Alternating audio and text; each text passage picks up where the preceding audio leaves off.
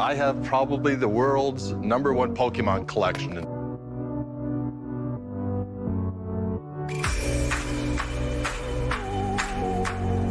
I got into Pokemon collecting with my sons, and eventually they grew up and went to college, and I never did grow up. So I continued with Pokemon for the last 17 years.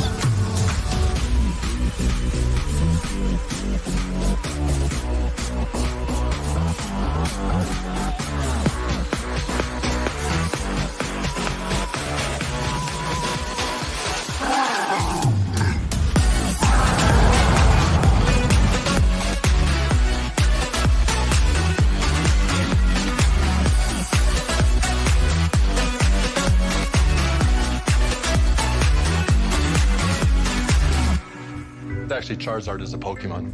Yeah.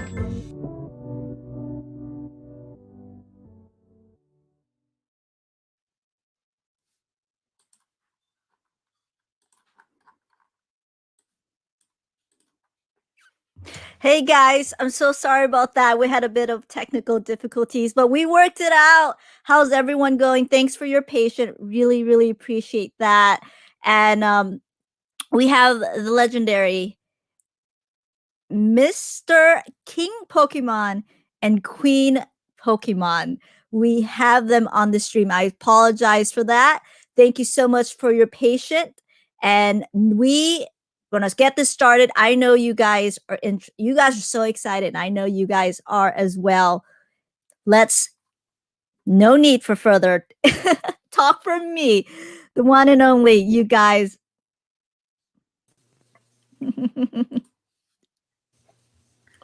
Hi, everybody. Hello. Hi, Anna. Hi, how are you guys? We are live on YouTube. There's gonna be more people that are joining us. But before we do, I would like, even though we all know who you are, we would just like for you both to just introduce yourself really quickly. Well, we're the brains and the brawn of Pokemon. She's the brains, and also she's probably the brawn too. I'm afraid. And I guess most know me as King Pokemon or Gary from Pawn Stars, because that was in 2016 where everybody got to know me. And before that, I was kind of King Pokemon, although going back to 1999 and all the appearances I did, all the interviews I did, and newspaper, a lot more newspaper than social media back then. And, so that's, I don't know. Most people, I think, know quite a bit about me, and I'd be a little redundant, to go over it. But I think they're going to come up with some questions, too, that are going to be interesting. So I'll do the best I can with it. Oh, and hi everyone, this is Thorn and Autism Instruct. Like that I like Carp, but I don't much like this guy. That's true. That's actually very true. She's very, very hard on King Pokemon. I mean, I think I should be Queen Pokemon. I always ask all my guests the same questions, but I'm gonna cut this short because I know a lot of people are gonna have a couple of questions for you. I would like for you both to answer. Pick a starter: Bulbasaur, Charmander, or Squirtle. I know that you like Bulbasaur, so I pick Squirtle. Yeah, my favorite Pokemon is Bulbasaur, Venusaur. Yeah, I love Venusaur, so yeah, I would pick Bulbasaur. Very nice. Favorite first generation Pokemon? First generation, I don't know. I know yours is, Pikachu. Probably Venusaur. Very nice. I mean, and I actually like a lot of second generation too, like from the Johto region, like Meryl and Togepi. Meryl, or I think they changed Meryl's name to Peekaboo, or changed from Peekaboo to Meryl many years ago. It was real confusing on our PSA slabs, but those are also my favorites. Very nice. Favorite Pokemon after first gen? Yeah, well, like I said, probably. Well, I know hers is for sure Peekaboo. and mine is Togepi. This might be a tough one. Least favorite Pokemon. Oh, that's easy for me.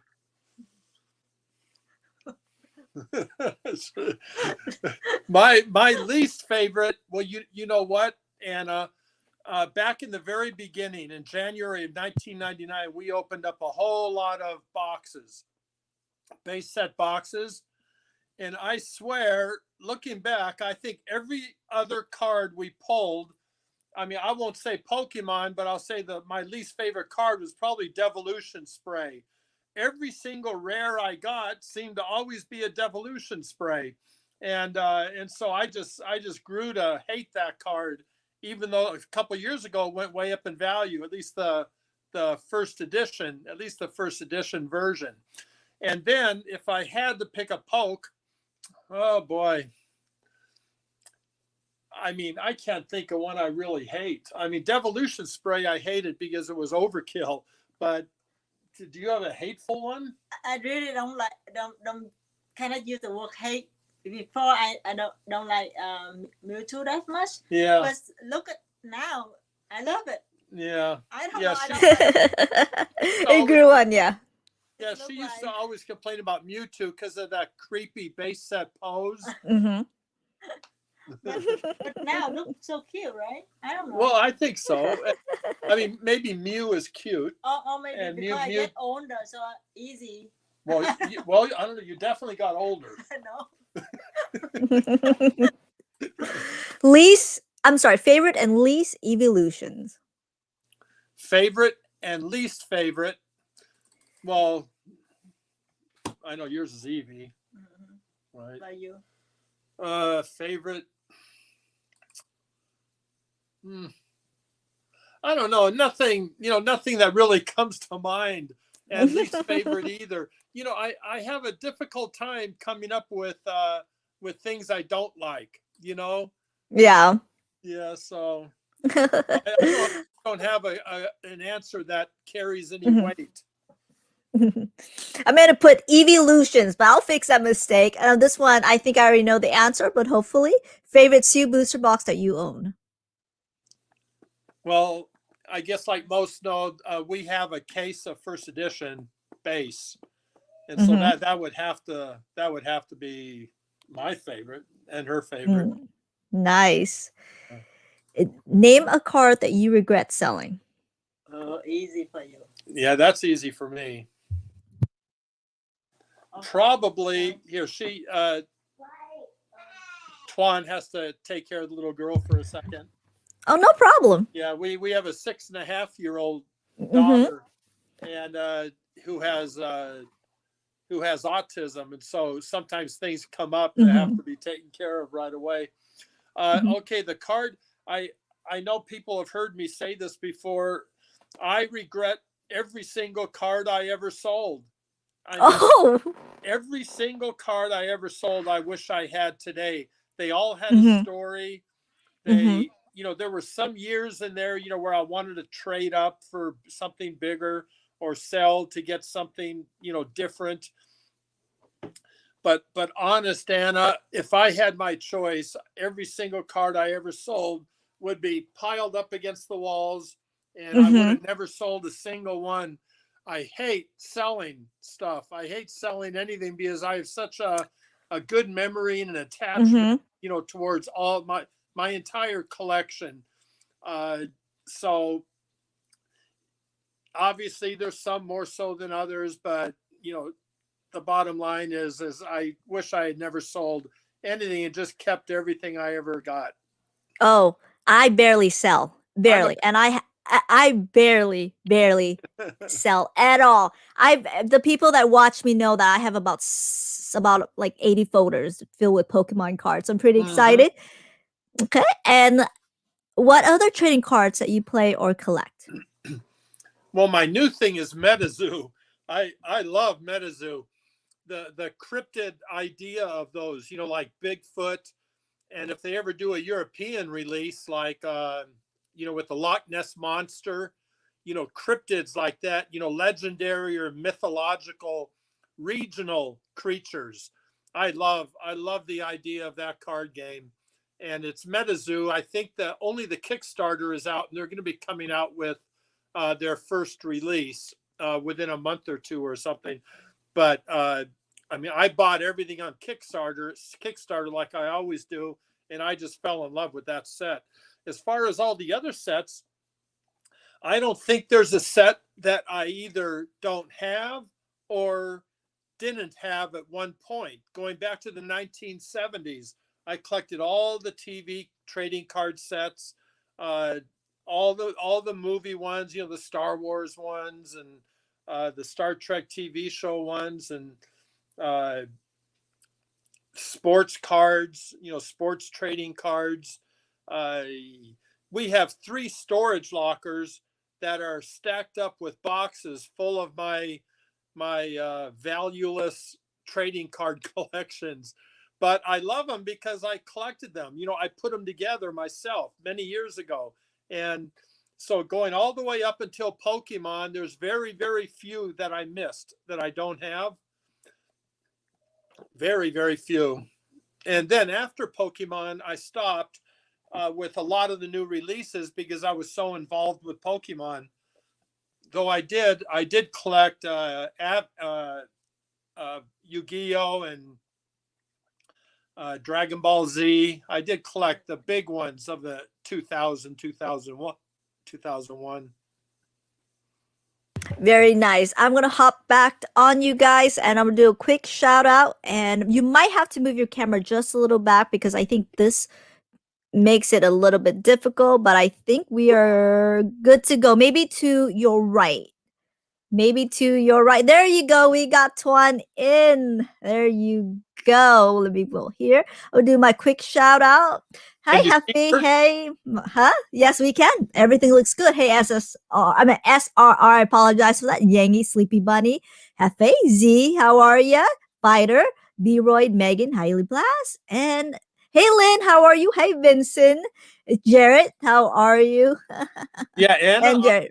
I want to apologize to a lot of those people because I know they were waiting for us, and this was something beyond Anna's control. You see, I am very, very much a tech noob, and so anytime you see technical difficulties, you could actually rename them Gary's difficulties, because I don't know what in the world I'm doing half the time. If it's not Zoom with Tuan sitting right here, I'm dead. So I apologize to your people, and trust me, it wasn't Anna's fault. This was all my fault. No, not at all. Not at all. Everyone's here. No need to apologize. Exactly. No need to apologize. Better late than never. You guys, this is a live Q&A. This is your one-time opportunity to ask King Gary and Queen Pokemon all the questions. Of course, I'm going to make sure that I focus on the comments. If you have any questions, please let me know. I started off with some questions, but I'm not going to keep on going. You guys, don't be shy. Don't be shy at all. There you go. Hope all is well. Thank you. Thank you. I do too. Let me go here.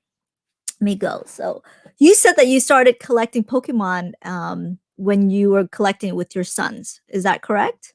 That's when I started collecting, though I was a bit in the business in 1998 before there was English cards. I was in the business with Japanese cards. Oh, Tyler won. Chick-fil-A or Popeyes?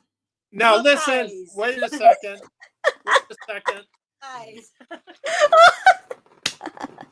Well, there you go. Well, there's definitely one answer. Very question right there. Popeyes. There's still ice in it. We just ordered it. We were stuck in traffic, and I knew I wouldn't have time to eat. So we pulled into the Popeyes, which we just love.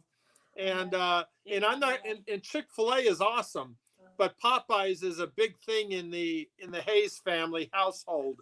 So it's that. What a funny question that is, because we just finished eating it just now. Can't get Chick-fil-A on Sunday. That's exactly. You can't.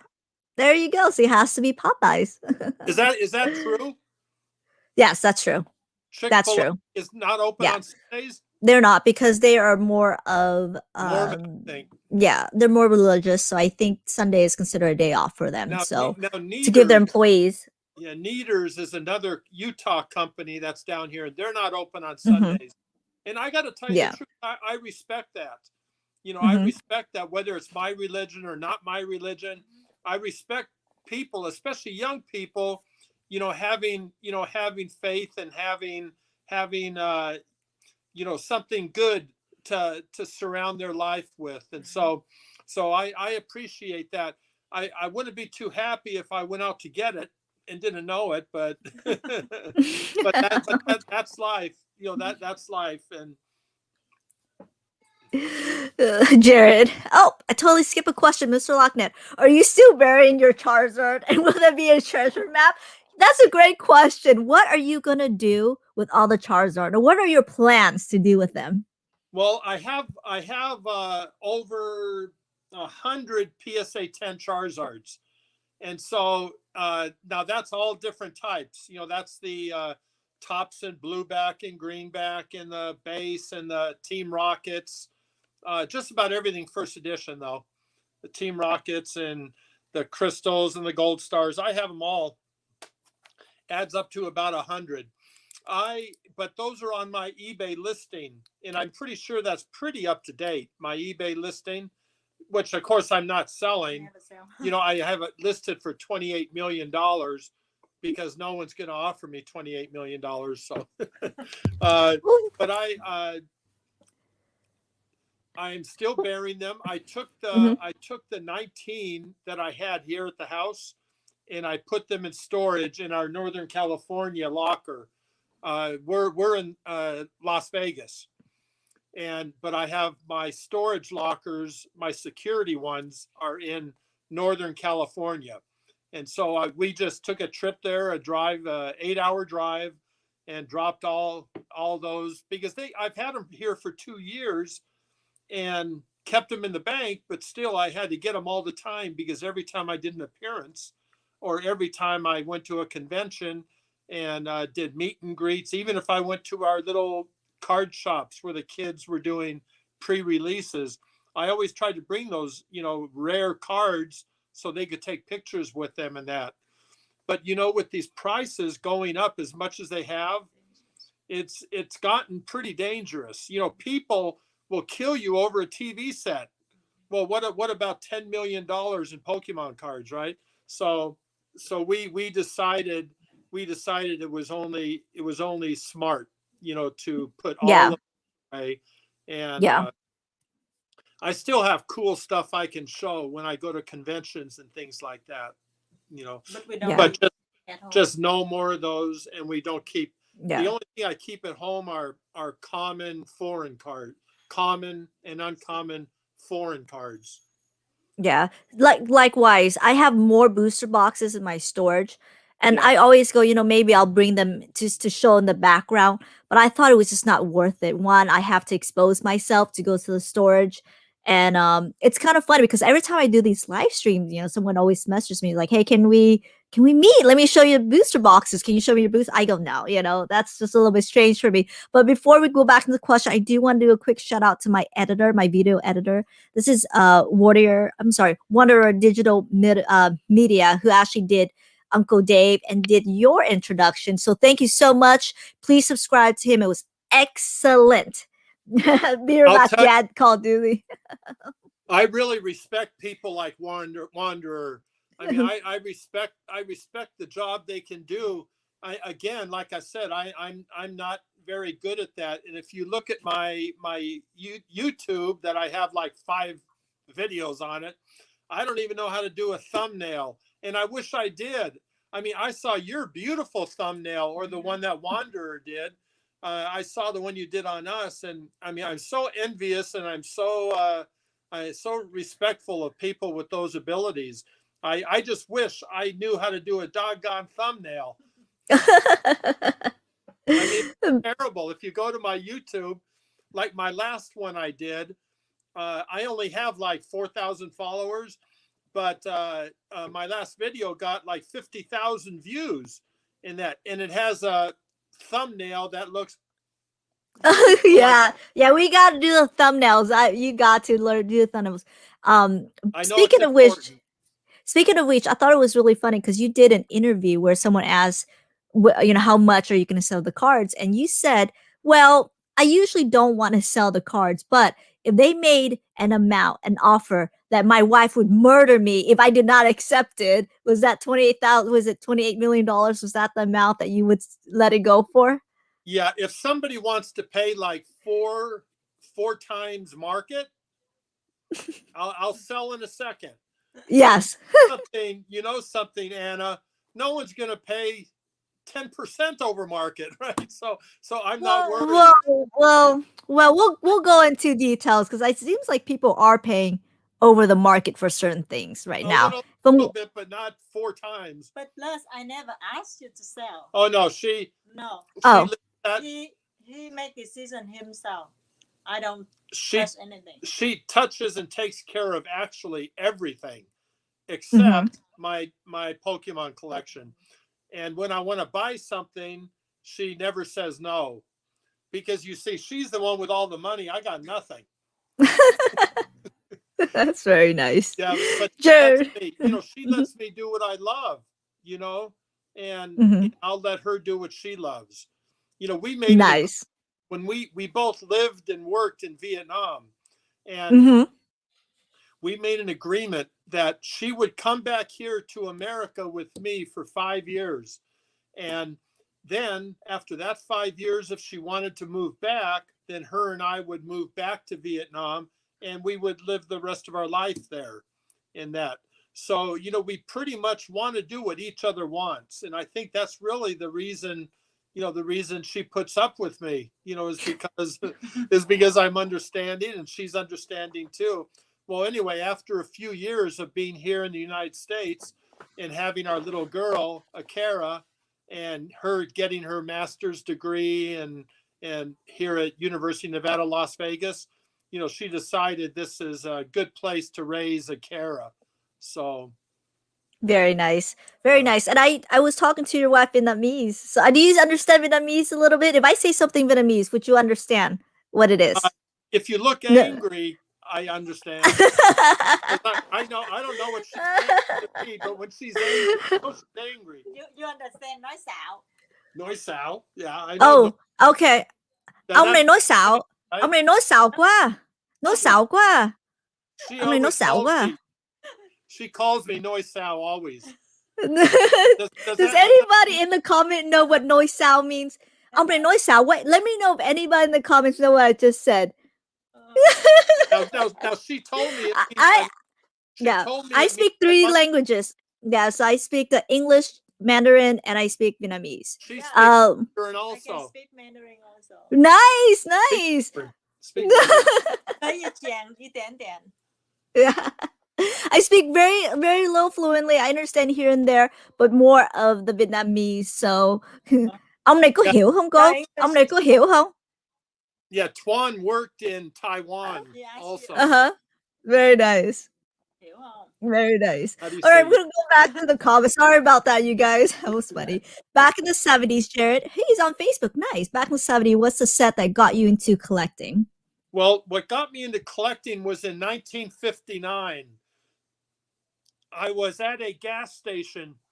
I was about 5 years old with my father, and you could buy bottles of soda out of a soda machine, and when you broke off the bottle cap to drink it, on the inside of the bottle cap there was a little football figure, a professional football player's face, and I saw that. And then I found out inside where most of the bottle caps go, if you get a magnet and you fish down in there, you can bring all those bottle caps up and you can build a set, the complete set of those bottle cap football players. That got me hooked. The first time I got that bottle cap, I saw, and then I wanted to complete the set at 5 years old, right? And I couldn't wait to get to the gas station again to use my magnet to pull up those bottle caps to complete the set. And that's probably why today I'm a total completionist. I love putting sets together. I lose sleep if I have a missing slot, you know. So that's what started my interest in collecting. And something else interesting, nobody in my family is a collector. Nobody, not my brother, not my mother, my father, none of them were into collecting at all. And so I got that bug myself, you know, for whatever reason, that collector bug. And you know what? I'm not sure of this, Anna. I don't think I've ever mentioned this before anywhere. I think, you see, I also like gambling. I also like you know, playing slot machines or PokeGal poker, or when I was a kid, I liked going to the racetrack. I think there's a little bit for a lot of us, a little bit of a gambling aspect to collecting, and liking gambling, you know, kind of or vice versa. I like collecting, so just the fun of, you know, trying to collect, you know, made you know, I'm just thinking that there's a possibility, there's a link between enjoying gambling and being a very serious collector, maybe an incorrigible collector. That's exactly much different. So that's what I talked about a lot here, where people, they're just gambling, but they really, you know, they think that they are investing. And that's why I preach about here a lot of the time. So John, didn't mean to skip the question, but I thought that was relatable. So do you still have those bottle caps, Gary? So John, I can't tell you how I wish I could say yes, but I had Mad magazines from the 1950s along with my bottle cap collection, and they disappeared somehow for some reason. So I don't, John. gotcha. How do you guys feel about the Pikachu modern design versus the old one? Oh, that's a good Well, question. the Pikachu looks more like me now. And so Yeah. like me. And so like me. No, I think the newer one is skinnier, right? I'm talking about fat Pikachu. Gotcha. The V Max. Oh, I'm sorry. I get it now. I get it now. I I don't get know. it I'll now. tell you what, I love the modern artwork also. Absolutely do. I love the modern sets. I don't have the time I did, you know, because I do a lot of, you know, work with our charity, and I would say about, you know, 10 hours out of each one of my days has to do with our charity. I just don't have time to dig in too deeply in the newer sets. So Plus the age. yeah, plus her age. Yeah. She's older now, so I have to help take care of her, you know. Oh, I see. I see. I see. That's the case. I see. Vincent, King Pokemon. What are your feelings on the potential for for Pokemon to create high-end, low-print collectible items that will primarily be sold on the secondary market? Ooh, that's Like what? You mean like a big statue or something like that? what are your feelings on? I mean, what, like the potential for them to create a high-end print? You mean kind of like what the gold stars were, or the shinings, or I'm not sure what the question means. Yeah, I read it twice. I'm not sure. Vincent, ask again what that question means. Something with the secondary market. Are you talking? Yeah, statute? Is that what he meant? I'm not too sure what he means on He means that. some kind of a limited Mm-hmm. Pokemon doing some kind of a limited thing for Mm-hmm. high-end, low print. You know, just Mm-hmm. I mean, I don't know. I think it's you know, whatever their business model is, it's important that I mean, they're doing something right. So Mm-hmm. if they come up with something like that and it works and it helps the hobby, I think it's great. If it doesn't work, Oh, just lose money, you know. he meant collector boxes and packs of cards, expensive booster packs.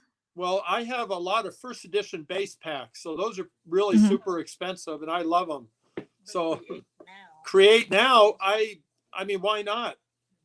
Not Mm-hmm. everybody can buy them, you know, and if it doesn't make money, TPCI doesn't want to do it. You know, they want to make money.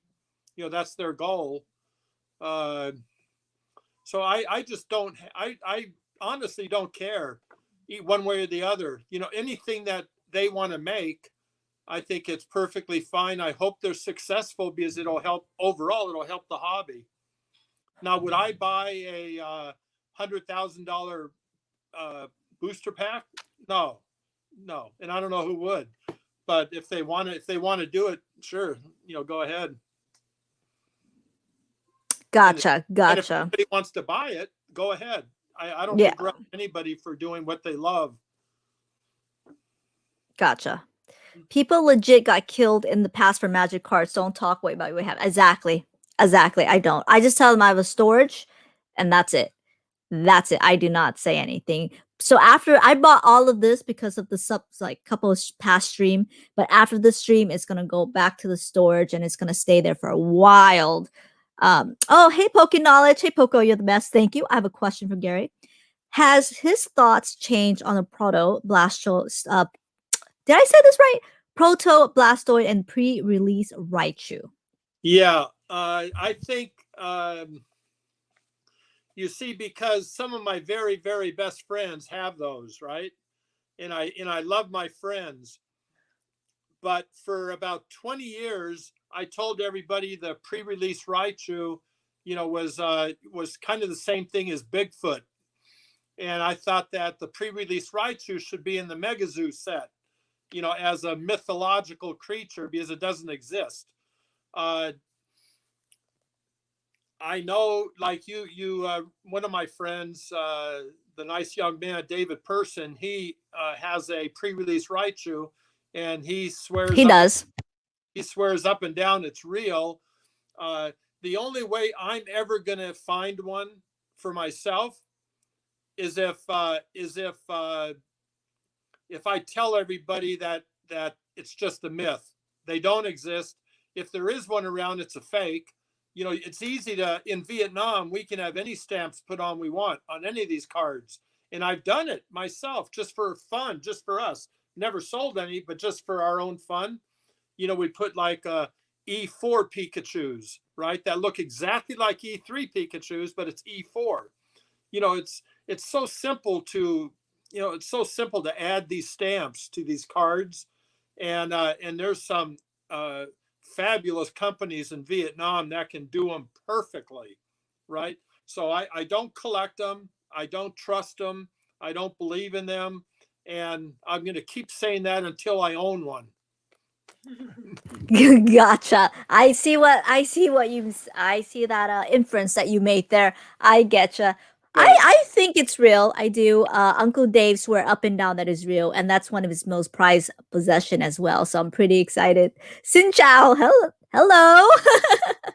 Yeah. Shiny lights, Charizard. David also believes I'm his pool man. David. Oh, David has a massive collection. Massive. He has pretty much one of every English card. Yes. Yeah. So and I would say he has the most complete English card collection in the world. Yes. Yeah. Absolutely. Plus he's a really legitimately super nice guy. Very much. He's one of my mentors. So I had him on the last stream, and we talked, not the last stream, about 2 streams ago, and we stayed after, and he gave me some great financial advice, what to do with my collection here and there. Also, Anna, he has an absolutely gorgeous autistic son that we love with our whole hearts.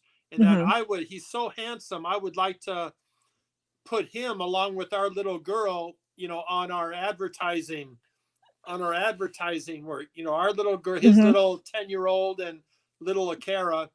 And so, so I not only all those good things that you can say about David, but he has a heart of gold, and he has a beautiful son that he works so hard to give him a better life. And so, I mean, that's really where David's value is. It's not in his Pokemon collection. It's in his heart and the way that he takes care of that little boy.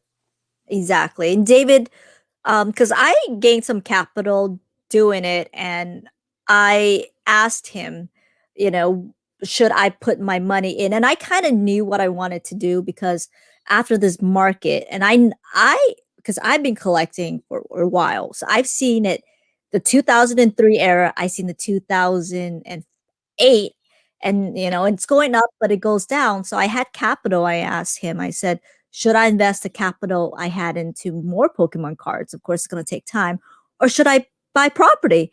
And he just said, buy property, period. And I knew it. I always knew the answer. And I just wanted to double check with Uncle Dave. And that's what I always tell people. I honestly think that it's just probably not the best time to buy right now. It's so high. It's a good And time to sell, and I guarantee exactly. I guarantee you, David is probably selling because He is. He is.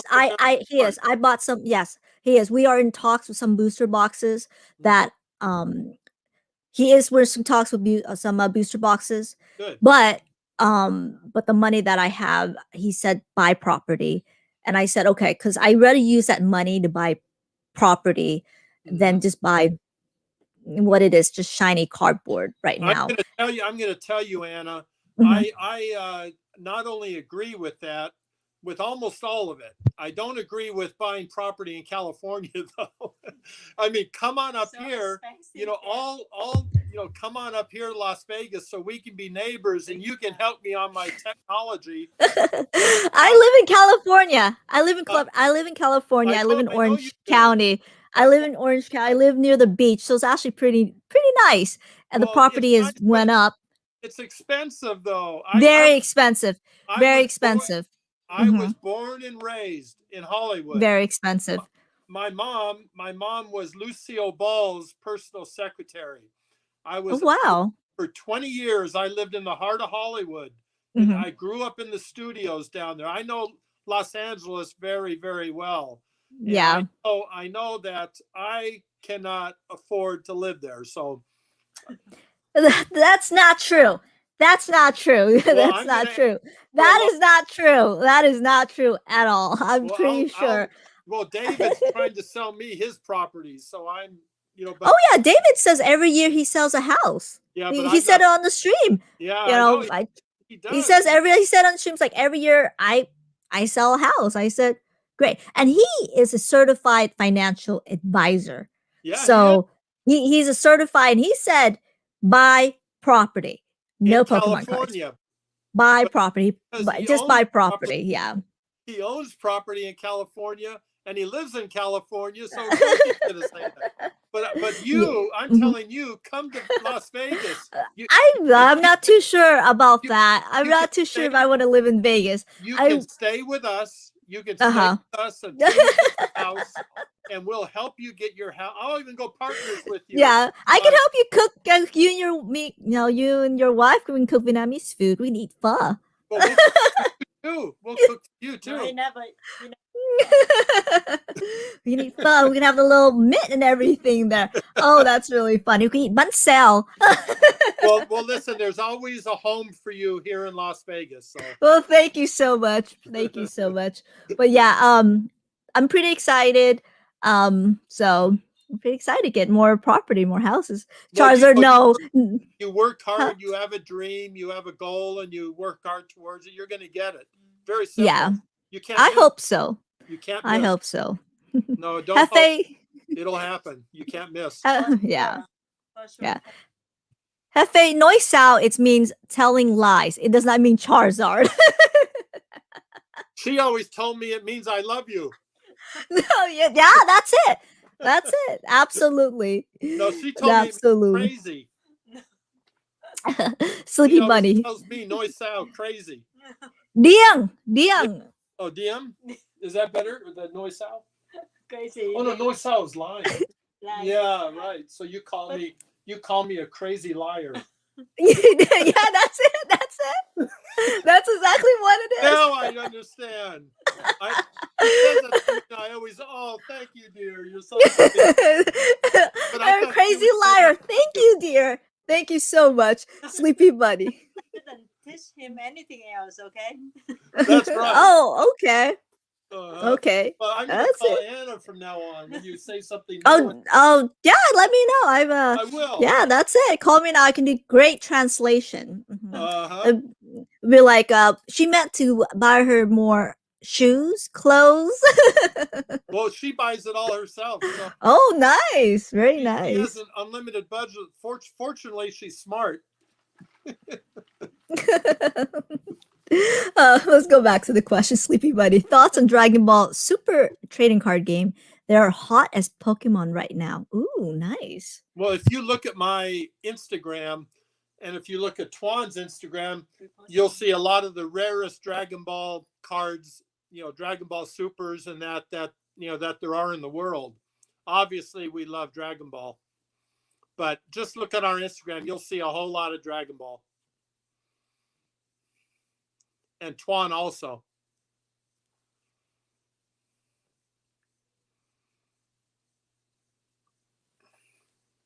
Down, yeah, down. More. Yeah, it's further Right, down. Further down. I got a whole bunch while I was in Texas, Collecticon.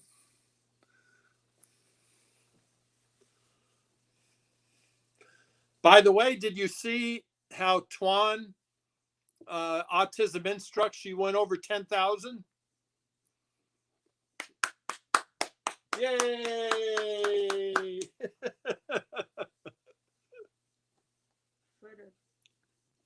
She told me now she's after me. Yeah, there's a there's a bunch of them on Instagram. Yeah, there it is. And those, but I mean, I have boxes and everything on there. So, and Twan has her own Dragon Ball cards. What areas have Gary also? Oh yeah, she's gonna ask me if she wants. Very nice. What area have Gary also been collecting other than Pokemon cards currently? I think it's MetaZoo, right? MetaZoo, I don't know if it's so much collecting as just really, really enjoying the art. Looking, they're hard to get right now because they were purchased through a Kickstarter, and the boxes are like 2,000, 2,500, even though I bought them for $99 on Kickstarter. And I opened them up, and we've been giving them away. The packs are like $100 each. Well, Twan and I have been giving the packs away for different things, and just because that those prices are really super high, because there's not many around, and a lot of people enjoy them. They like them, but a lot of the cards in the set were not included in the Kickstarter, so there's no way to complete a set by using the Kickstarter. You have to wait for the new release to come out. So, and then any other collecting, I don't know. Anything else I've been collecting recently? Some of the sports. Oh yeah, I got quite a few sports cards. Plus I've been collecting some signatures and that, but not really collecting. Silver coins. I've been silver coins, but just for fun. Gotcha. Let me go here. Tyler 1. Aren't trophy cards exactly that though? Low print cards with high value. Yeah, that's one thing I love about David. David Person's collection is that he was able to, get all the trophy cards in English. And then the thing I love about Scott Pratt, about his collection, that he's gotten most of the trophy cards in Japanese. For me, I have some trophy cards just tucked away. I didn't even have them inventoried, right? Because it's been 20 years since I even looked at in those boxes in Northern California. So I'm not really a trophy card collector. I just love all the artworks or most of the artwork on the trophy cards. Some are pretty lame, but yeah, I like I like the trophy cards. I have quite a few, but I don't even know which ones. But I don't collect them as a habit. They're really expensive now too. Oh, they are. Oh, Yeah. they absolutely are. And I don't think I'll ever have my hands on one ever. So I'm pretty. I mean, that's okay. I'm very happy with Listen, what I we all have. love, the hobby is so big. There's a lot of areas for us to love. Hmm. I know I think, I think you enjoy sealed product the most. I do. I And that do. and that's I do. great. I mean, that the tremendous box art and Hmm. just knowing the hidden treasures inside and Hmm. keeping them sealed. I love Hmm. that that Hmm. that area of collecting. I do. I love it.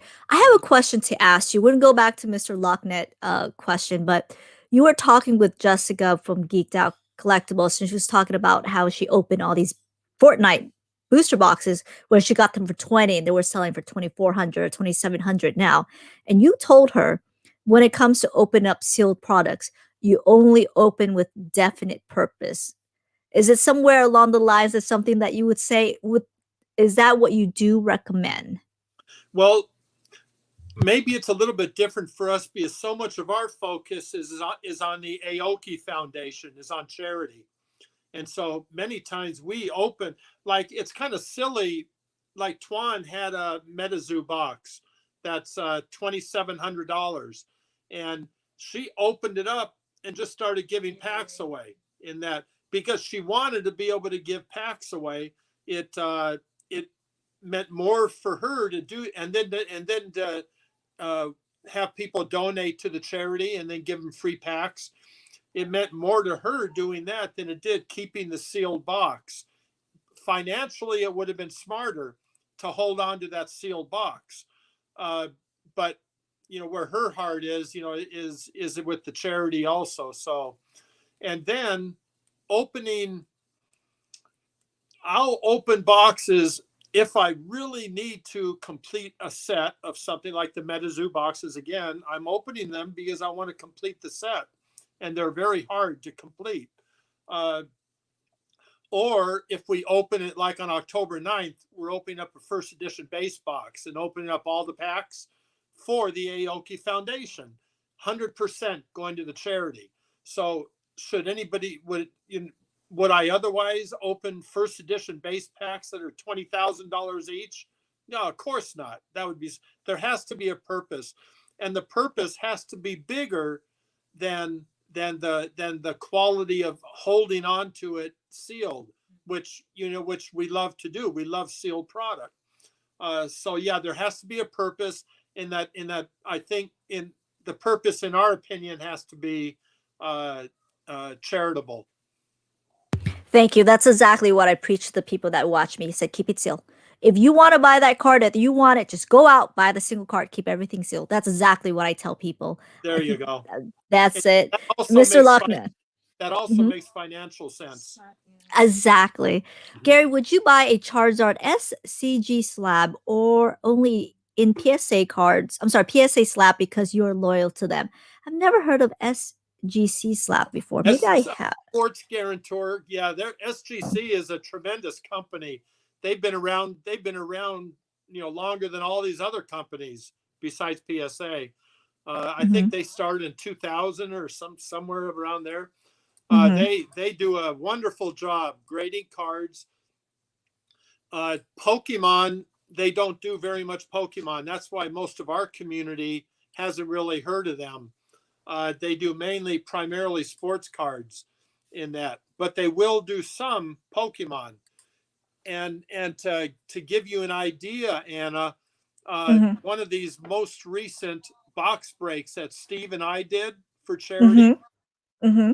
we had all the cards graded through. We autographed all the cards, him and I, and then we graded them through SGC, and Oh, there you go. they did a wonderful job. Hmm. Very nice. Okay. So that, SGC is legit. okay. That's a great question. Now I'm going to look into it. Thank you. Yeah. Expensive booster packs. Now Hey, the other Gary, part. how old? Well, wait a Huh? second. The other Yeah. part of the question was, am I loyal to PSA? Oh, there you go. And, Sorry about that, Mr. Locknet. and my answer is I hate PSA. So I'm not loyal to them. I can't. I mean, I am. they have followed and unfollowed me like 5 times on Instagram because we have such a love-hate relationship, because I always speak my mind. I can't help it, right? And I'm not saying I'm always right. You know, Twan, autism, she says I'm almost always wrong. But I don't, I will speak my mind, and PSA doesn't like that. You know, I've been a supporter of PSA since 1995. I've graded cards. I'm the one who started Pokemon with PSA. The whole reason PSA has the Pokemon franchise is because of me and E. Birdman, Eddie Brenneschultz, you know, an old OG guy. Him and I, we're the reason that if you type in PSA Pokemon, you'll get 10 times more than any other grading company. So I am very much down on them right now because, number one, they closed up shop. They mismanaged the business. They closed up shop trying to get caught up now. And a lot of people who were invested in them lost money. Anna, look at it this way. You know CGC. You know what CGC did. They had a comic grading division, but they had no card grading division. Yeah. They opened up a card grading division. They got all their machinery from China. They got all those, a couple million slabs that they got brought in. They hired new people.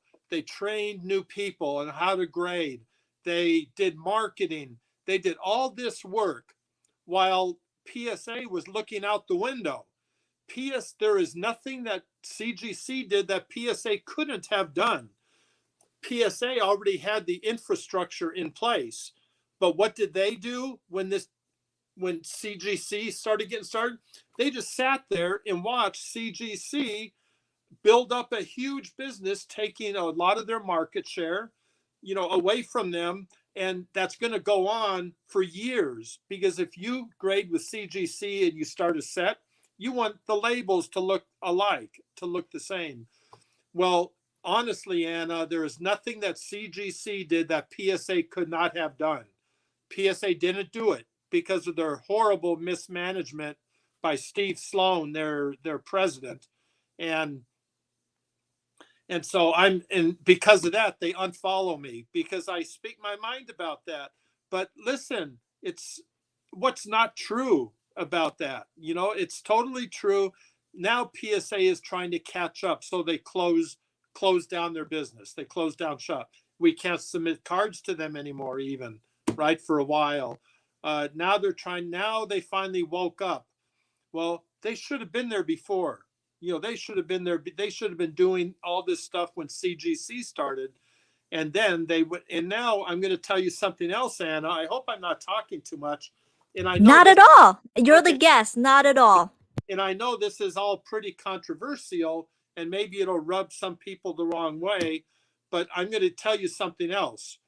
I had a meeting today at the Wynn Las Vegas on the Strip.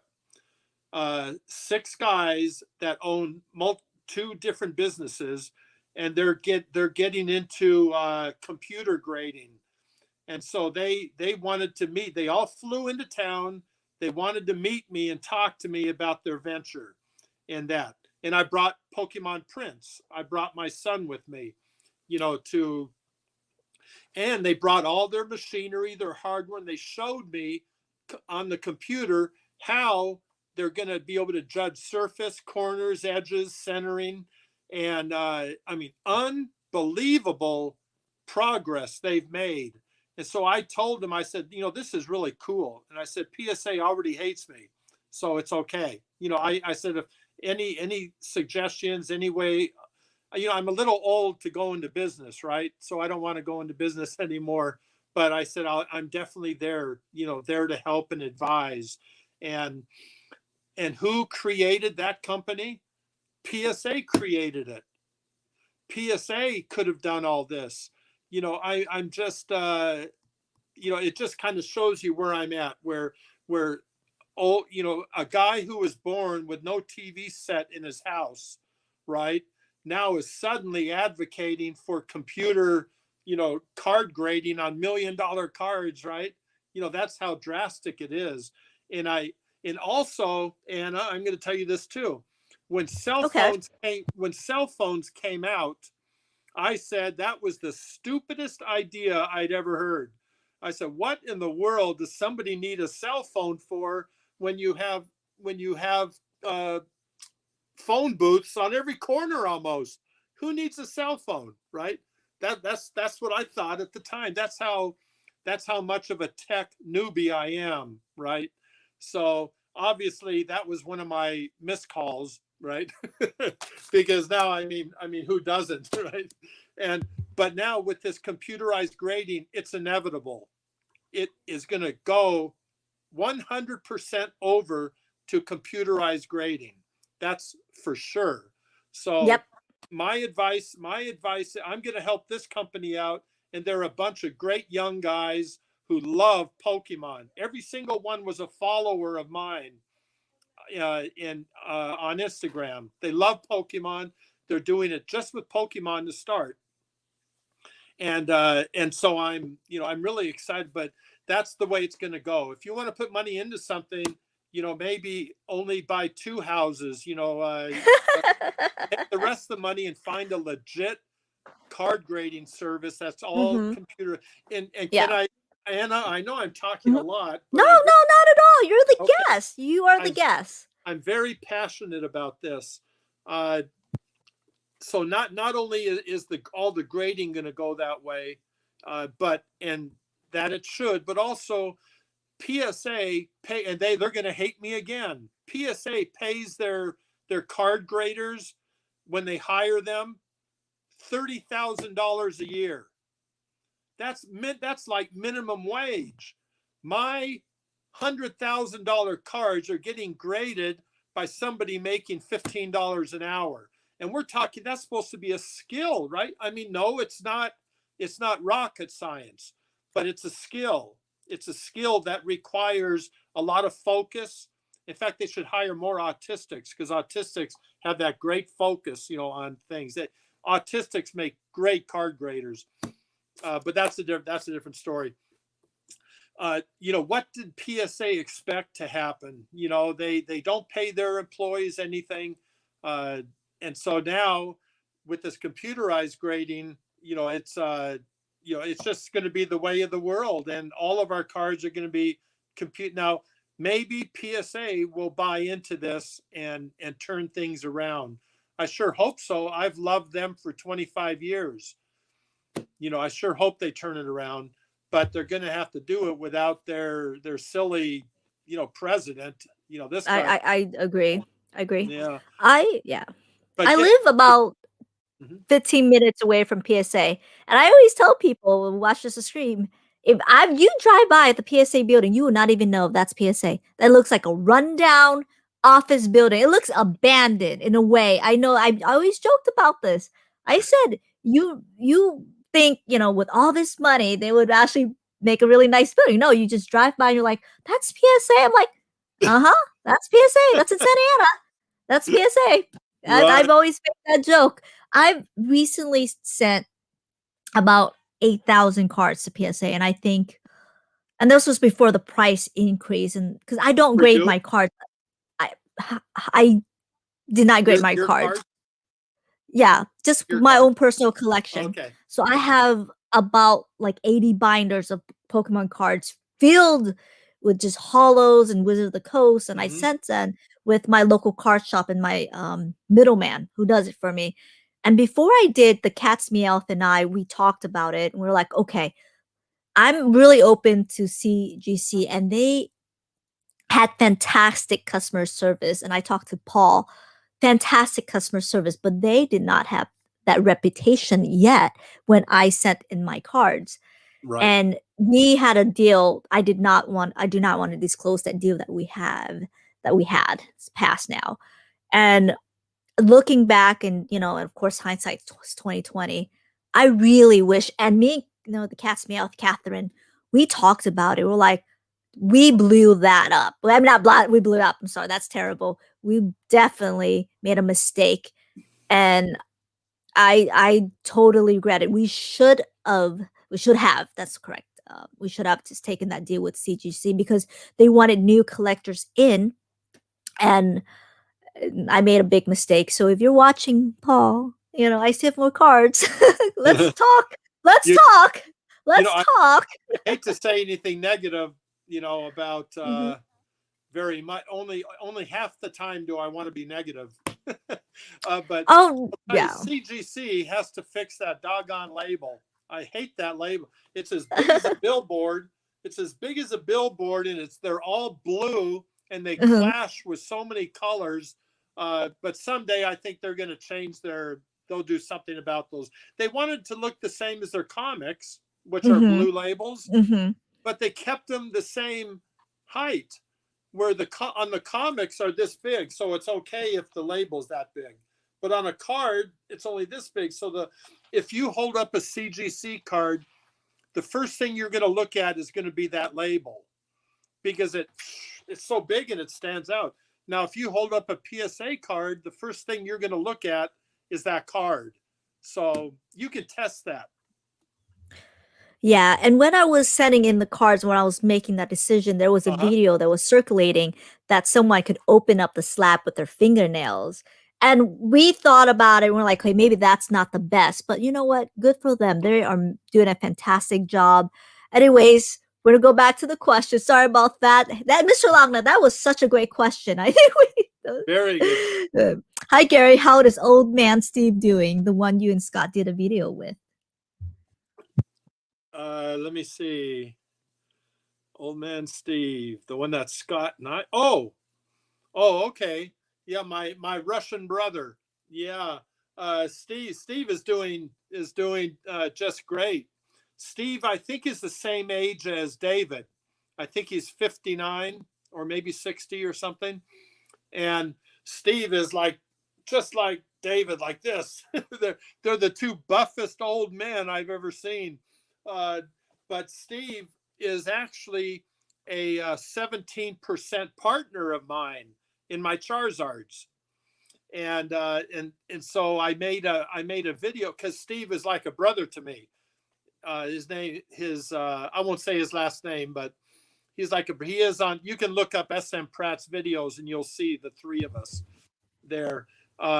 Because he was like a brother to me, and he'd been bugging me for years to buy into my collection. I finally said okay, and so he came over here. He brought, I think it was $80,000 or something, and I sold him 16% of my collection. I mean, of my Charizards, those 20 Charizards or whatever it is. And so that's what that question is. And Steve is doing just fine. I talk to him absolutely all the time. So I mean, that's the question of the day. I never expected anybody to mention him. He's not Very in the nice. he's not in the community at all. He's just a friend of mine who loves, when I do something, he wants to do it. Gotcha. Super effective collectibles. Hey guys, just joining in. Hey Gary, you gave the best. Gary, you're the best. Sorry. You always answer my DMs on Instagram. I really appreciate that. Much love from Canada. Anna, it's Mhm. very hard. I get hundreds of messages a day on Instagram. Oh, I do. Same here. I could not. You can I imagine. can't keep up because it's a lot of work. I just can't keep up. And I would say about 30% of them are more buy my collection. And But I just tell. Mhm. you know, I always try to look at things, if it was through my eyes. How would I feel, if I sent Anna a message, that I love Anna, and I send you a message because I want to say, I appreciate what you've done, and if or whatever comment, and getting a reply back is a treasure. It's just a treasure. And just to see him put that message down there, that I get it all the time, you're the only one that answers all my questions. That, I mean, that's precious to me. That's special. I don't have the time for it, Anna. I don't. I stay up late at night, sometimes till 3, 4 in the morning, just answering messages, from people that think enough of me to write me a message, right? I mean, yeah. So anyway, I sure like seeing one of your followers Yeah. notice that, and to say Hmm. thank you for something, for something like that. Yeah. That really touches me. That's an amazing comment. Thank you for that. But I Beautiful. do get, I get, it's flooded with messages, and it's a lot of questions that are very speculative that I can't really answer, that I really don't know how to answer. They go, is this card, what do you think about this card? Is this going to go up? Is it going to go down? Like, Right. I really don't know how to answer that questions. I mean, I get most of it. The ones that I answer really fast are like, "Can you buy my collection?" I go, "No, I'm not gonna buy Mhm. right now. I think it's terrible time to buy." I Right. do, I do. I'm gonna wait till all the people get their PSA cards back when it's flooded again in the market, and that's when I'll buy. But not now. But not Right. now. I think it's a terrible time to buy. Terrible time to buy right now. I'm gonna wait, and I do not pay the high prices for modern. Usually, I'm going to wait, play it out. I think this is a safe game for me to play. I'm going to wait it out, let more sets come out, and usually the prices will drop. And that's when, because I'm a collector, and that's when I'll usually complete my set. And that's what I always tell people. But it's really hard. It's more a speculative question I can't really answer. But Yeah. anyways, Yeah. Of course, I get a lot of that too, and yeah, most. You see, I'm a firm believer in buy it market, sell it market. That's just the way I feel. And now it might be secondary market, but still, I'm not going to ask anybody to sell me anything for less than what it's worth.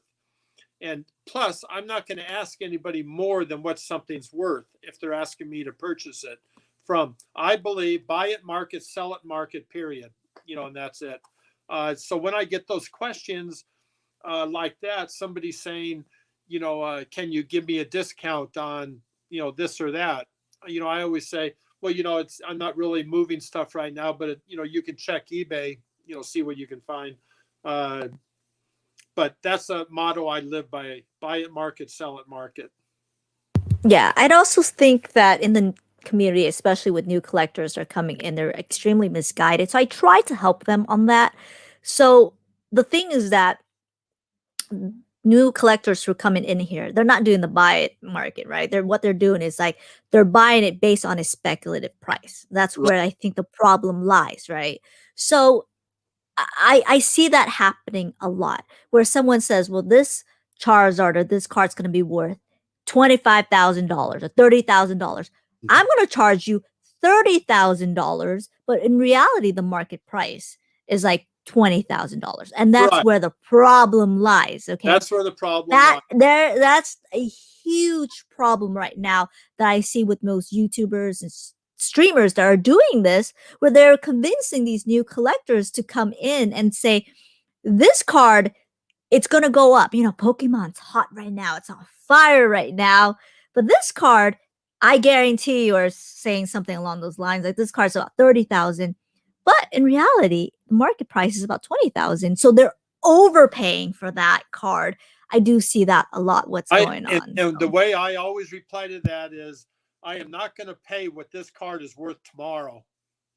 Exactly. I I'll pay love what this that. card is worth Yes. today, Exactly. tomorrow, see what comes. But Correct. Correct. And people try to sell me when, the collection, they'd be like, well, this card is a PSA 9. Pay me a PSA 9. I said, no, get that card graded. And then when it comes to PSA 9, like you said, I will buy it. Don't sell. That's where the thing is. So anyways, abandoned California. I live near the beach. I love the beach. So I don't think so. I think I'm going to be in California for quite a while. Quite a while. So I love Cali. Thank you. I moved out because of the cost. Oh, darn. hey, I But was born and raised in California, so I went yeah, to college at UCLA. nice. I spent more years there than most people, and it it's just outpriced now. That's It all. is. I It mean, is. just And yeah, it is. And I heard a rumor. I mean, I'm not sure, but I heard that our governor, is it Gavin Newsom? Yeah, I think he's charging a different bracket 50% now or something, taxing 50%. That's what I heard. It's crazy right now in California. So Tuan actually had to leave to take care of their daughter. But maybe Gary, you can feel this out. Gary, Tuan, how did you put up with Gary with all his collecting all these years? What are some of your secrets for a happy marriage with a collector? Well, that's a good question because I would like to perhaps meet a collector as well. That's a great question. Yes, yes. Well, you know, my son's a collector. I always tell everybody my son's available and he's a collector. Oh, wait. I think I got the inference.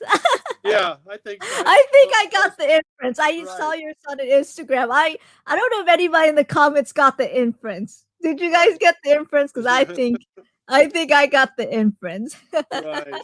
I think I'm a Well, little bit too old for your son. He looks really young. That's gel bait for me. yeah, well, he's 28.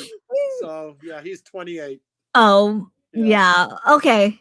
Yeah, he was actually with me today. He was with me today for that big meeting on computer. Uh-huh. And I like him to be with me because anytime I talk to these young people, you know, they all have their own style, their own thing, you know, way of being. And I'm an old man, you know, so it's different. So I bring Devin, so anything I don't understand, I ask him later. Well, what did this mean? What did this mean? Now, You're funny, Gary. Tuan actually, you know, Tuan loves me. And she loves what I do, and she knows when things are important to me, and I'm the same with her. I know what she likes, I know what she wants to do, and I just simply support it 100%, and she just simply supports me 100%. Many times I end up enjoying what she's interested in, and many times she ends up enjoying. Now she loves Pokemon. You know, she does all kinds of Pokemon content things. She talks to people all the time. I mean, I saw her talk for like 2 hours to Steve Aoki about Pokemon while I was sitting there twiddling my thumbs, you know. I mean, so yeah, she not only puts up with me, but she loves what I do and she loves me, so she wants me to enjoy it, you know. And I'm not as crazy as I look, you know. I am pretty smart too. I'm not gonna gamble away all our money or anything like that, or spend all our money on Japanese trophy cards, which I don't care much for anyway, you know. So that's a good question though, because I think it leads to, you know, to a lot of things. If you want a happy marriage, you better care just as much for the other person as you do yourself. Otherwise, there's going to be conflicts. Thank you. That's a great. What did they always say? Happy wife, happy life. Happy wife, happy life. Yeah. So that works in both directions. Yeah. Yeah, exactly. Good Poke knowledge. Gary, do you know who the person that graded the illustrator Pikachu with CGC? Ooh. No, I don't have any idea, and I you know, hardly care. I don't know, what did he get, like a 6 or a 7 or something? Yeah, it didn't get much of a grade, I don't think. An 8 or 7. Someone in the comments should know. I thought it was an 8. Huh. I mean, I think it's even though CGC is an up and coming company and they have you know, they still have a ways to go. I sure wouldn't be grading illustrators with CGC. It doesn't make financial sense. The card looks awful in that case. I'm not, but then again, you can always crack it out of the case and have it graded somewhere else. So I really don't think, I mean, I'm surprised. I guess that's how I feel. I'm surprised anybody would want to grade an illustrator with CGC. Would you want to elaborate on that? What do you mean by financial sense? Even though I think I know what you mean, but do you want to elaborate just a little bit for the viewers? Well, let's say it's a 7. Maybe somebody would pay $200,000 for a PSA 7 CGC illustrator. Well, somebody might pay $400,000 for a PSA 7 That's all I meant. CGC doesn't bring in the same dollars yet. They're not as well known. They have ugly blue labels. I dwell on that, but they maybe one day they're going to listen. They're going to change those labels. But then I get a lot of followers who say, "I love the blue label." I said, "Okay, well then buy the blue label." So, Oh.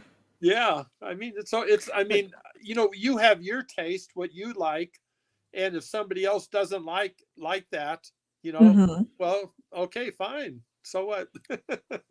See, I follow the money, right? I follow Uh-huh. the money. I could hate the case, but if it sells more, I follow the money. That's it.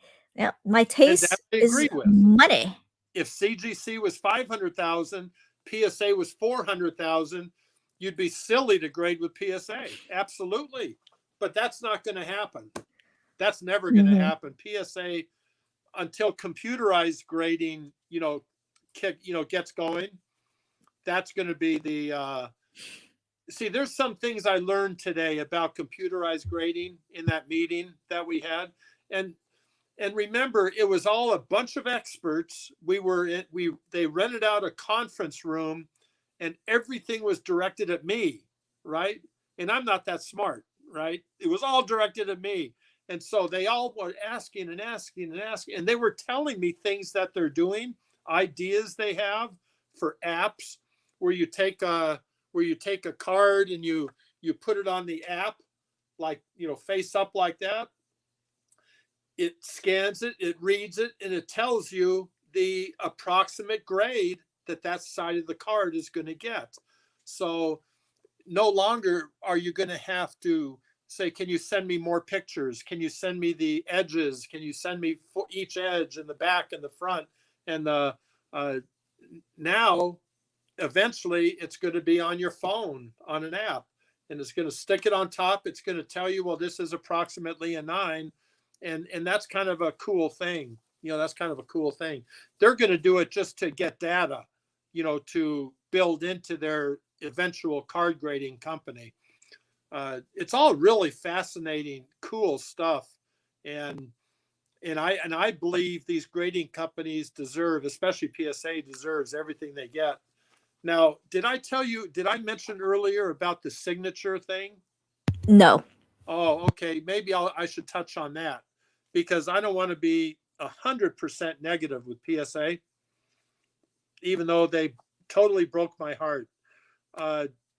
One thing PSA did, which is pretty unbelievable, is that they will grade my autograph now. They will authenticate my autograph and put it on the label.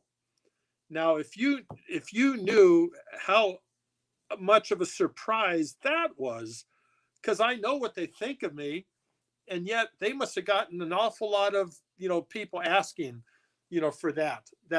Anyway, it's only $10 to authenticate my signature, but they're doing my signature. And I love saying, if you type in under autographs on PSA, type in Gary, King Pokemon, something like that, right underneath is King George. So doggone it, I couldn't be prouder of that, right? So can you see it there? And it's only $10. I'm looking. Let me double check. I think Gary King no. Pokemon. Gary King Pokemon. Unless they pulled that too today. I don't know. Oh, I just did a quick Google search. No, you just got to go to Oh, PSA I think I found. I think this is. Yeah, I think I found it. Okay, tell me if this is one. This is Jetmint Pokemon, who I will definitely invite on the stream. Okay, I'm gonna share my screen. I with. love Zach. Is this it? Is that it? Let me see. Is my name on there somewhere? Yeah, King Pokey.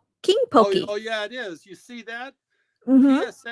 PSA actually did that for me. Mm-hmm. Can you send me that picture? Yeah, I'll send it to you. Absolutely. Thank you. Jetmint Pokemon. I'll send this to you. That's on Zach's Instagram. Yeah, it's on his Instagram. Okay, Yeah. I can get that. Yeah. But yeah, that's so cool. Can you zoom in on that label? Oh, Let me try. Yeah, let me try one more time to Let me zoom in see. on that label for you guys. And you know, I sign a lot. I go to shows and I sign. I never charge. There a you go. fee. That's one. Let me hold on. Okay, there they put. You see, they have limited space. S. Aoki. So Yeah. that's Steve Mm-hmm. Aoki, and Mm-hmm. then G. King Pokey. King Poke. So that's King Poke. yeah. Now that's an honor. You know, that's really a Mm-hmm. surprising, especially when you know about my relationship with them. That's a I mean, I just can't stop looking at that. But They're isn't trying to it make it up sweet? to you. They're trying And to make it up like to I you. said, under that, if you type it in on their website, it's King George. So, you know, Yeah. that sounds about right. Yeah. That's funny. Sir John. Crazy liar doesn't mean he has all those Charizard. They're imaginary. They're Yeah. imaginary. Well, you know something? I'm probably never going to see them again. So they may as well be imaginary. Yeah, Because that's true. I'll probably, and if I live another 20 years, I'm Mhm. 67. And if I live another 20 years, I'll be 87. Probably in 15 years, I'll go back up there and get them out again. But you know, a lot of people ask me that. How can you bear to not be able to look at them and hold them? Well, you know, every single one of my cards has a story. You can probably turn around and look at a box on your wall, and it has a story about how you got it. You might even remember exactly what you paid, and I mean, these are memories that go inside, and they stay and they're in there just as true as the card is when it's in your hand. You know, so yeah, that's I see. I'm so bad. I don't even know how to turn this light off. I think you have. Well, no, it has a feature. With my phone, I just have to shake it and the thing goes away. Okay, I don't know. I don't know. I don't know. But I'm that's so what it bad, is. huh? That's Oh, okay. It's extra lighting for the stream. That's that's it. right. Hey Jake, how are you? How are you? You missed it. Gary's was trying to introduce me to his son. You missed it. What does it You say? missed it. Pokenomics from Jake. Oh, Jake. Yeah, yeah. Jake. I talked with Jake, you know, a while Yeah. back. I'm gonna go back to the question. Sorry about that. Move over Pokemon. Mhm. I'm thinking about making a trip down to Collecticon in June. Gary, can you give us an overview of what it's like? Any structured event or just vendor boots? Boots. What I what mean, what booth. what a great question that Yeah. is. And I'm going to Yeah. tell you why it's a great question. It is the first family-friendly convention for collectibles. If you go to any collectible show, you're going to have the same generic tables, the same glass flip flop, you know, things that cards are inside, and almost, almost 90% men just sitting there, stroking each other, and as if it's as if it's just a backyard thing, an old boys network type stuff. Well, listen, I mean, I've been to 1,000 of them, right, in my life. I mean, I used to go to, I know you mentioned Frank and Sons recently. I used to go to Frank and Sons I lived in Hacienda Heights for a while, for about 5 years. And, I used to go there every Wednesday and Saturday, not in the location it's at now. I hear they moved into the old Costco building, but before that, they were down the road a little bit. And, and that's back in 1999. My sons and I, Pokemon Prince and my other son Jay, we went over there every single Wednesday and Saturday. I went digging for shadowless cards because I was the first to love shadowless cards. Everybody else liked the new artwork, but I loved that first edition artwork on them. So anyway, I've been going to collectible shows and things like that for many years. I've been to probably 1,000 of them. This one is totally different. This is a family-friendly convention. There's a kids area. You know, you can bring your kids to, play in the play areas, and there's collectibles of all different types, things that kids enjoy.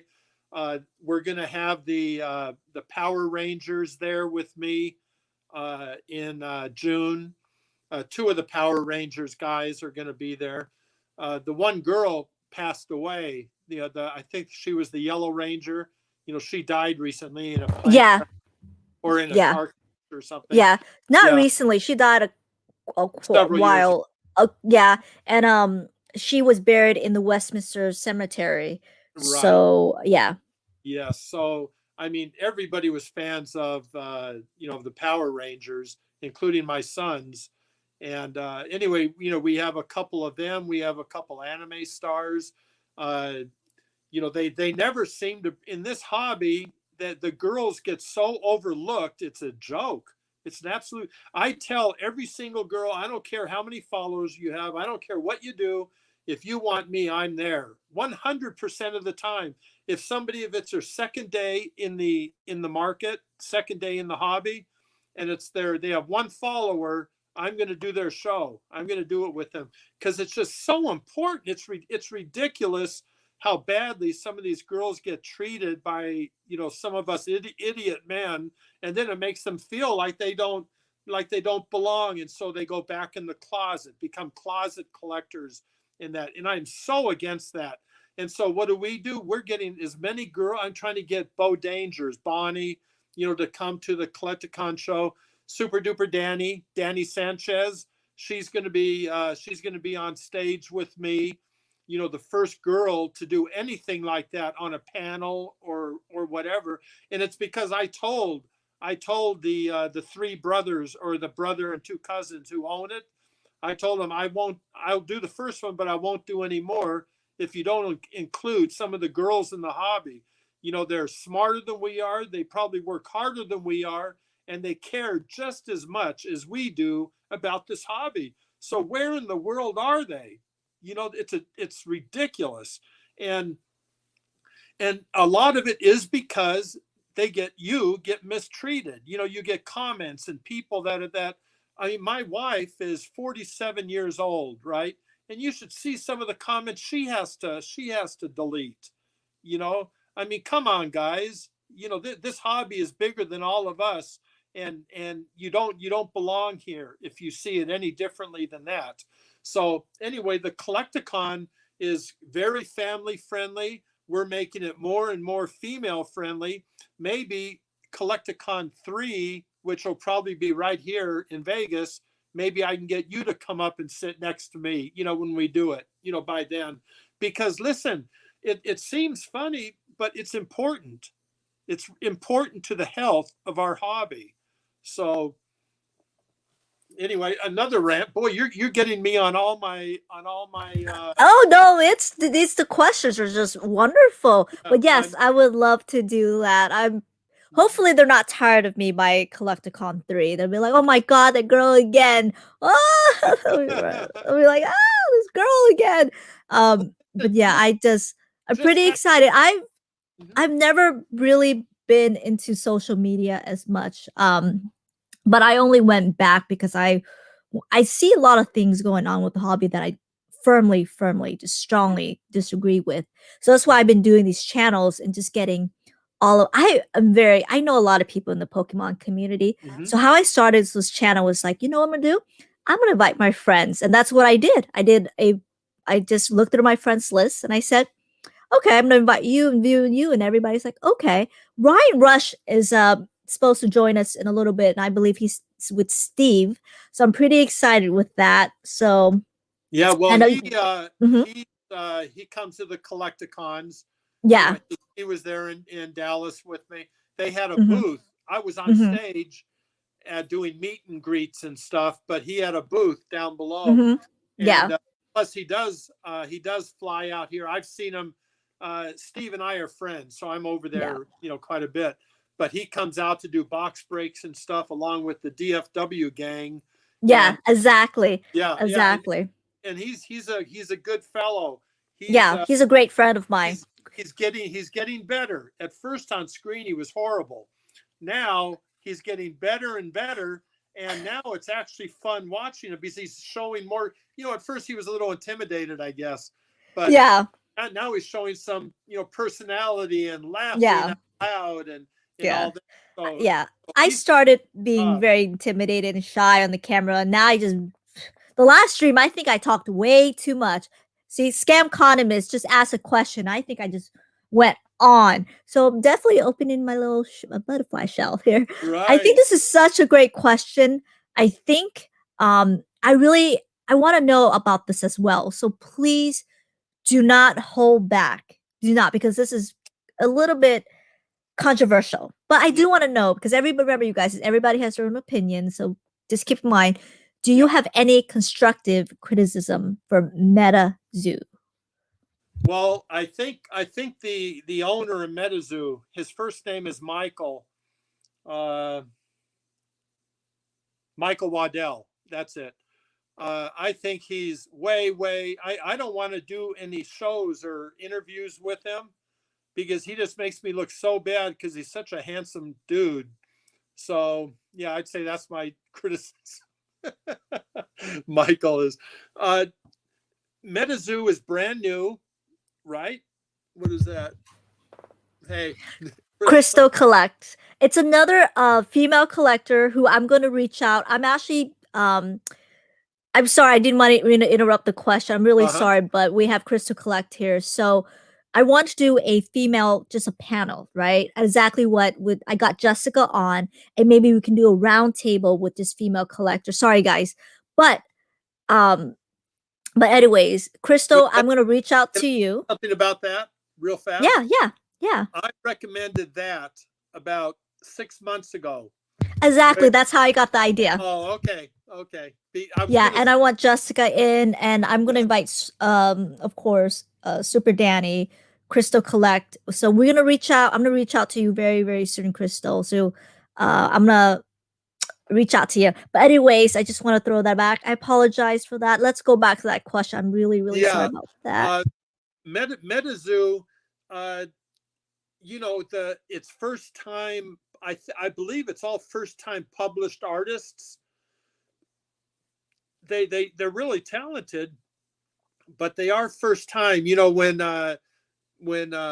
Sugamori and Arita and that wonderful girl Himeno, when they started drawing Pokemon cards, it was a little bit less than up to par, back then. You take, like a Ponyta or something, there was a lot of things you could do to improve on their first efforts of drawing Pokemon cards. And as the sets went on, they just became absolutely amazing. So some of the, I believe all the artists are new artists on MetaZoo. They're going to have to develop. They can do a better job. And I'm sure that Michael, the owner, is going to, I know he reached out to a fellow who for our charity painted an amazing Satoshi Tajiri painting that we auctioned off for our charity. And that young man, Chris RWK, he's a fabulous artist, and he reached out to by MetaZoo, to do some artwork for the card set. So I like the way they're doing it. They're getting good artists that are going to gain experience. So if I had any complaint, it would be improve the the art. So also they're giving all kinds of free stuff to everybody, and I bought all mine. So I want free stuff. No. I want free stuff. I'm actually gonna invite a couple of people in to talk about, because I want to learn. I want to expand this Pokemon, and I'm thinking about MetaZoo, but I heard a lot of back and forth in it. But you know what's the best is to learn and get the people in and just ask questions. Tuan left, but do you collect anything else besides Pokemon? Do you want to answer this question for Tuan? Sure can. I sure can. She's been in her, which you would understand because you went to law school also. I mean, you went to law school and you learned. I mean, it just flat out takes a lot of time.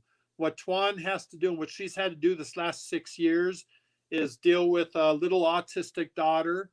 She finished up her 3rd bachelor's degree, along with she just finished her master's this week, while taking care of a 6.5-year-old autistic daughter. And plus, if you can imagine what it's like taking care of me, I mean, just look what she's had to do. So you know what, SRR, she has had no time for almost anything. I've had to go back to my roots to help her, because English is her 3rd language. You know, she speaks fluent Vietnamese and Mandarin, kind of like you, but English is her 3rd language, so she struggles a little bit with that. So I help her with grading, doing grammar and all that stuff. I was actually a biological chemistry major at UCLA, but I loved journalism. I loved writing. And so I kind of have fun helping her with that. But she's so busy with all, just imagine, right? She's so busy with all that. She doesn't have time to collect anything else. But she absolutely has the heart of a collector. She loves to collect Gucci. That is really funny. Gucci, Chanel. Chanel. Right? Gucci, Chanel. There you go. That's funny. She actually collects degrees too. If you think about it, college degree, because that's congratulations to her on her master's degree. Yeah, I definitely tough. I mean, I remember when I was writing papers in law school, I was like, I can't even do it. And I have no kids, singled, and I couldn't even do it. So go her, congratulations. Please tell her I said congratulations. So that is amazing. She deserves all the Gucci, Chanel, right, what all in the world that she has. So you definitely understand. Congratulations to her. Yeah. So I do speak 3 languages. So my dad's Chinese and my mom's Vietnamese. Yeah. So but I learned Mandarin when my dad was in my life. So but other than that, I'm fluent in Vietnamese. So that's why when I saw your wife and I recognized the Vietnamese name, I was like, "Hey, how are you?" in Vietnamese right away to her. Right. Yeah. She is going to be graduating. Her ceremony is at the Thomas and Mack Center at UNLV next month, and she has 3 of her school friends, from back in Vietnam when they were school kids, who live not far from you, down there in Southern California, Orange County area. And they're going to be driving up here to watch her, get her master's degree, watch the graduation. I'll be there, with the little girl to watch her mother. And I get a little misty because it's such an accomplishment that she had to do, what she had to accomplish it. And I always felt like I never did enough, to help her with it. But fortunately, Gotcha. she was able to overcome me, and she did it. It's very, yeah, absolutely. Plus, she had 2 B's and all the rest A's in every class. Wow. Entire master's Wow. That's some inspirational stuff. I always made a joke. C's get degrees. Oh, C gets degrees. I always made a joke. So fortunately did not great. that C's get degrees, but not in law school. You actually have to get a B or higher. So that's a terrible joke, but down. I don't want to forget C gets degrees. Yeah. Yeah. So that's probably, although that's probably not true, but I always made a joke. When in doubt, get C. When I took the bar exam, when in doubt, C it is. There you go. C for confused. Yeah. So that's where it is. Let me go. I say one more thing. Yeah, of course. Just going back to touch with the MetaZoo owner, Michael. Yeah, him and I had a chance to talk to him recently, and it's kind of cool because my background, my education was in biological chemistry, and his education was in physics, and so that was kind of a nerdy conversation we had, back then. and both of us ended up in the. He's a big Pokemon enthusiast. You know, we ended up in the Pokemon world. So if you go into the sciences, you know, you'll probably find a lot of company in the Pokemon world. Oh, Gary, I want to be respectful of your time. It's almost 2 hours. Do you want me to cut the questions? Because I have to do a giveaway as well. Do you want to cut the questions? Let me know. Give me about a 20-minute leeway, and then I'm gonna hop on a different stream to do a giveaway. And this is gonna be a long stream, you guys. If you guys are not tired of me, we're gonna be a long stream tonight. And It's let's amazing. go. It's amazing. They keep looking at my mug. John, Gary, have you considered make your own collectibles or trading card game? Ooh. You know, I haven't. I really don't know off the top of my head what it would be about. I love anime and fantasy.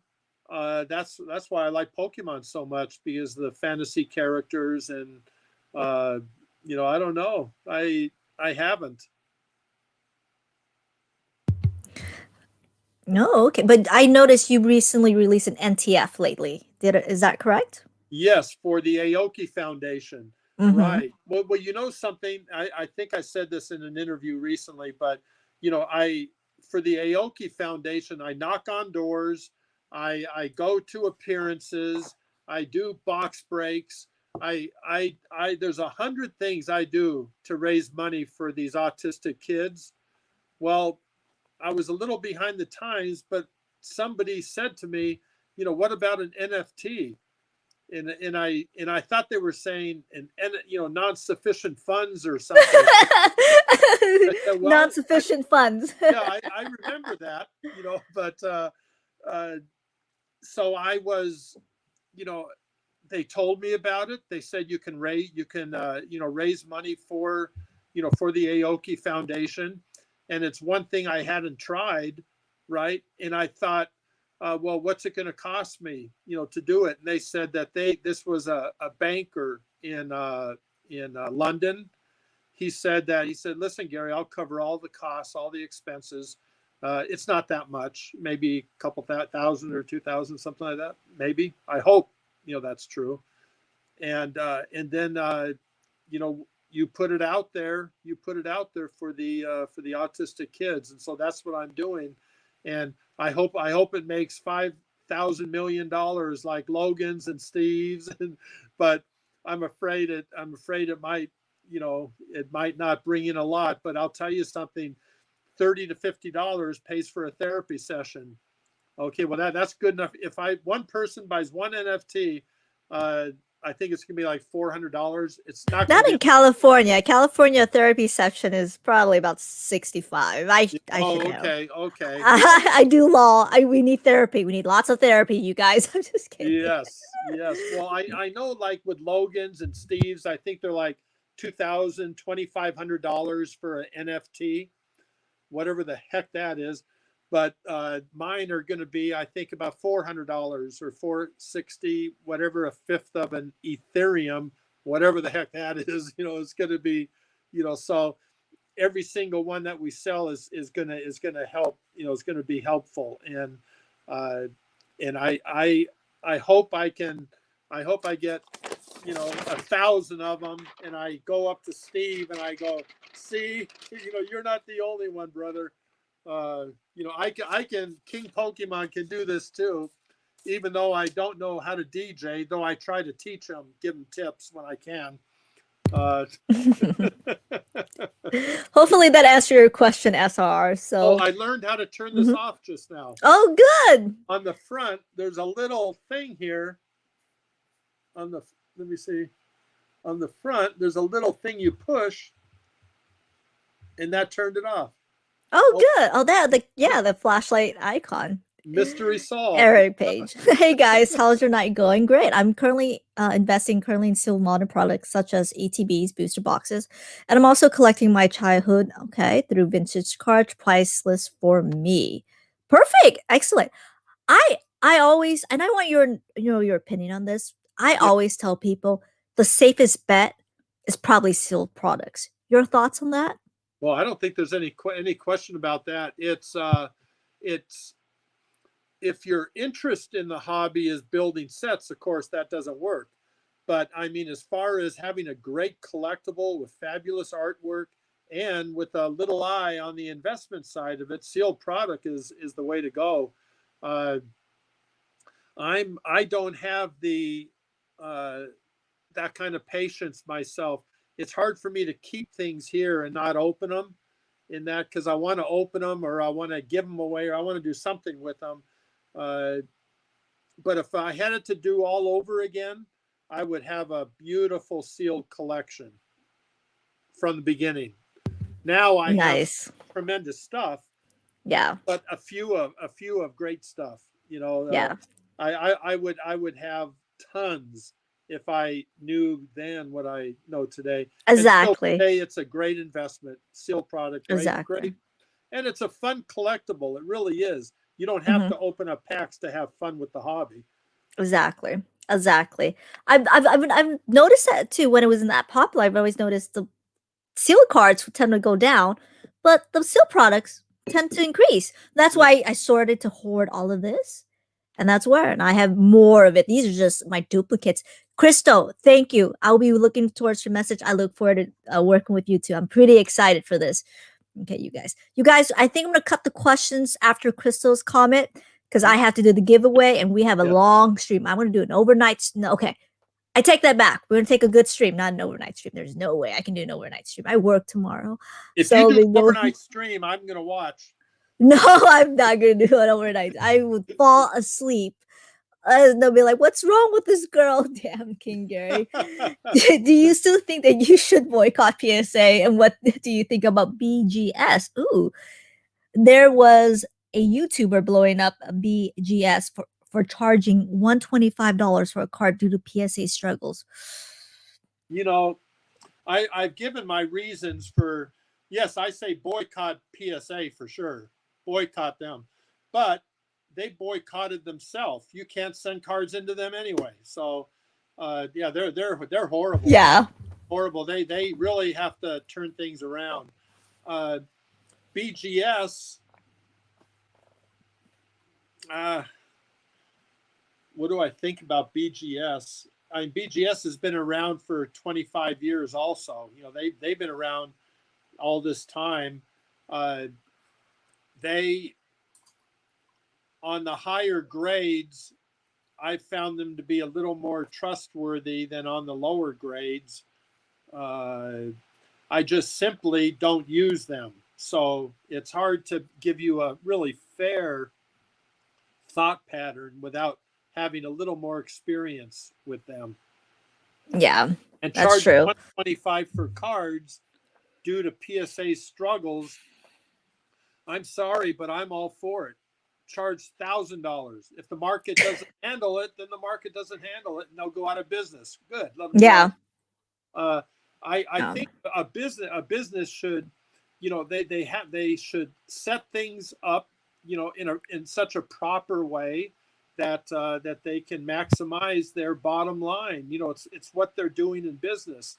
So I say go ahead, charge $125, taking advantage of PSA. Well, I wish there was no PSA, and I wish Beckett's didn't charge $125. But I don't begrudge anybody pretty much for anything. You know, in Matthew 7 in the Bible, it says, "Judge not yet, lest ye be judged." In that, plus judgment is kind of a sin. So, you know, I don't want to judge. You know, it's kind of like the flippers and that. I don't even want to judge them because I've been through that so many times in 1999, 2004, 2010, 2016, and now 2021. The scalpers are all around because they've always been. It's a normal, natural progression when demand falls short.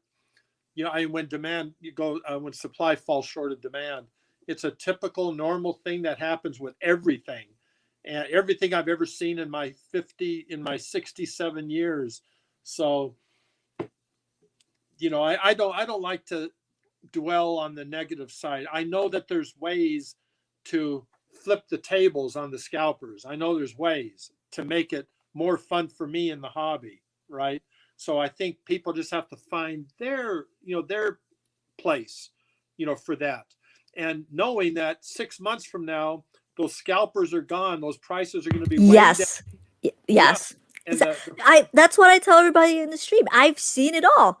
I've Yeah. seen it all. I've seen it in 2003, I've seen 2008.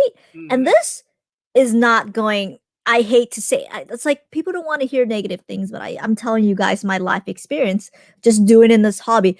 The booster boxes, I don't know if they're ever gonna go down, but the prices they will drop. It's not gonna last. And you know who's gonna lose the most money?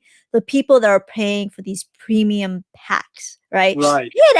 Pay at MSRP, right? If you really want to collect, pay as MSRP, right? $5 a pack. That's it. Yeah. Right? Collect. That's fun. But I get it. I get it. You want to I get it, right? There's something called FOMO. It's called the fear of missing out. I get it. It's everyone's doing this, everyone's that. But I've learned, Gary, I have learned. I was the idiot that paid $27 a pack for Mhm. generations. And then I think it was so popular for 6 months or so. After 6 months, nobody wanted it. Nobody wanted it. And all these generations, I have it in the back. Uh-huh. All these generations boxes, the little mythical collection, they were going for buy one, get one free. And I have all these generations up there, right there. A Target, buy one, get 40% off. And I learned, I was like, oh my Lord. Yeah. And Well, I remember when it came out. Mhm. I don't blame you either. I don't fault you for paying 27 a pack. Mhm. You did what you wanted to do at the time. Yeah. You didn't have to. You did it, and you regret it, and you learned a lesson. And there's nothing wrong with that. There's nothing wrong Yeah. with the lesson you learned. Exactly. That lesson is going to save you money in the future.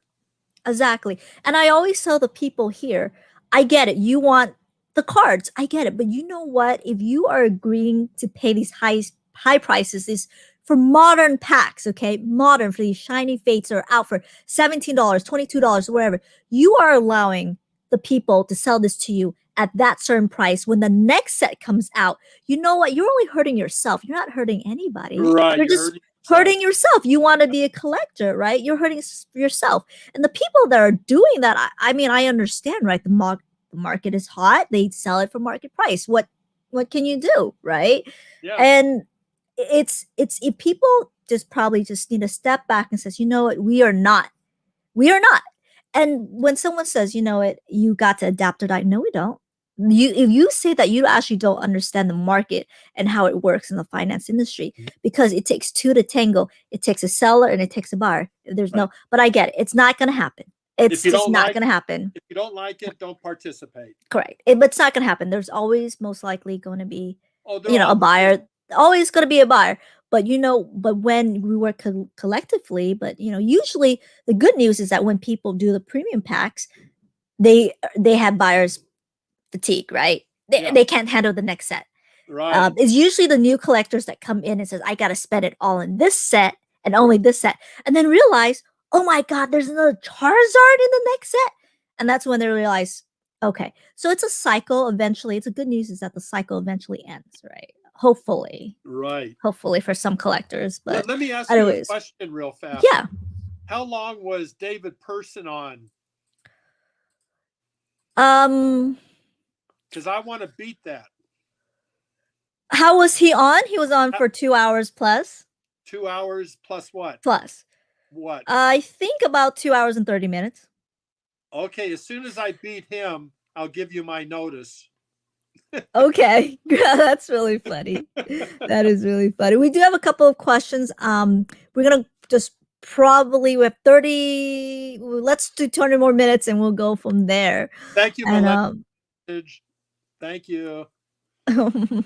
That's Gary Q&A. How sweet. All right, I'm gonna go here. That's my video editor. Thank you so much, by the way. A fantastic job. Gary loved it.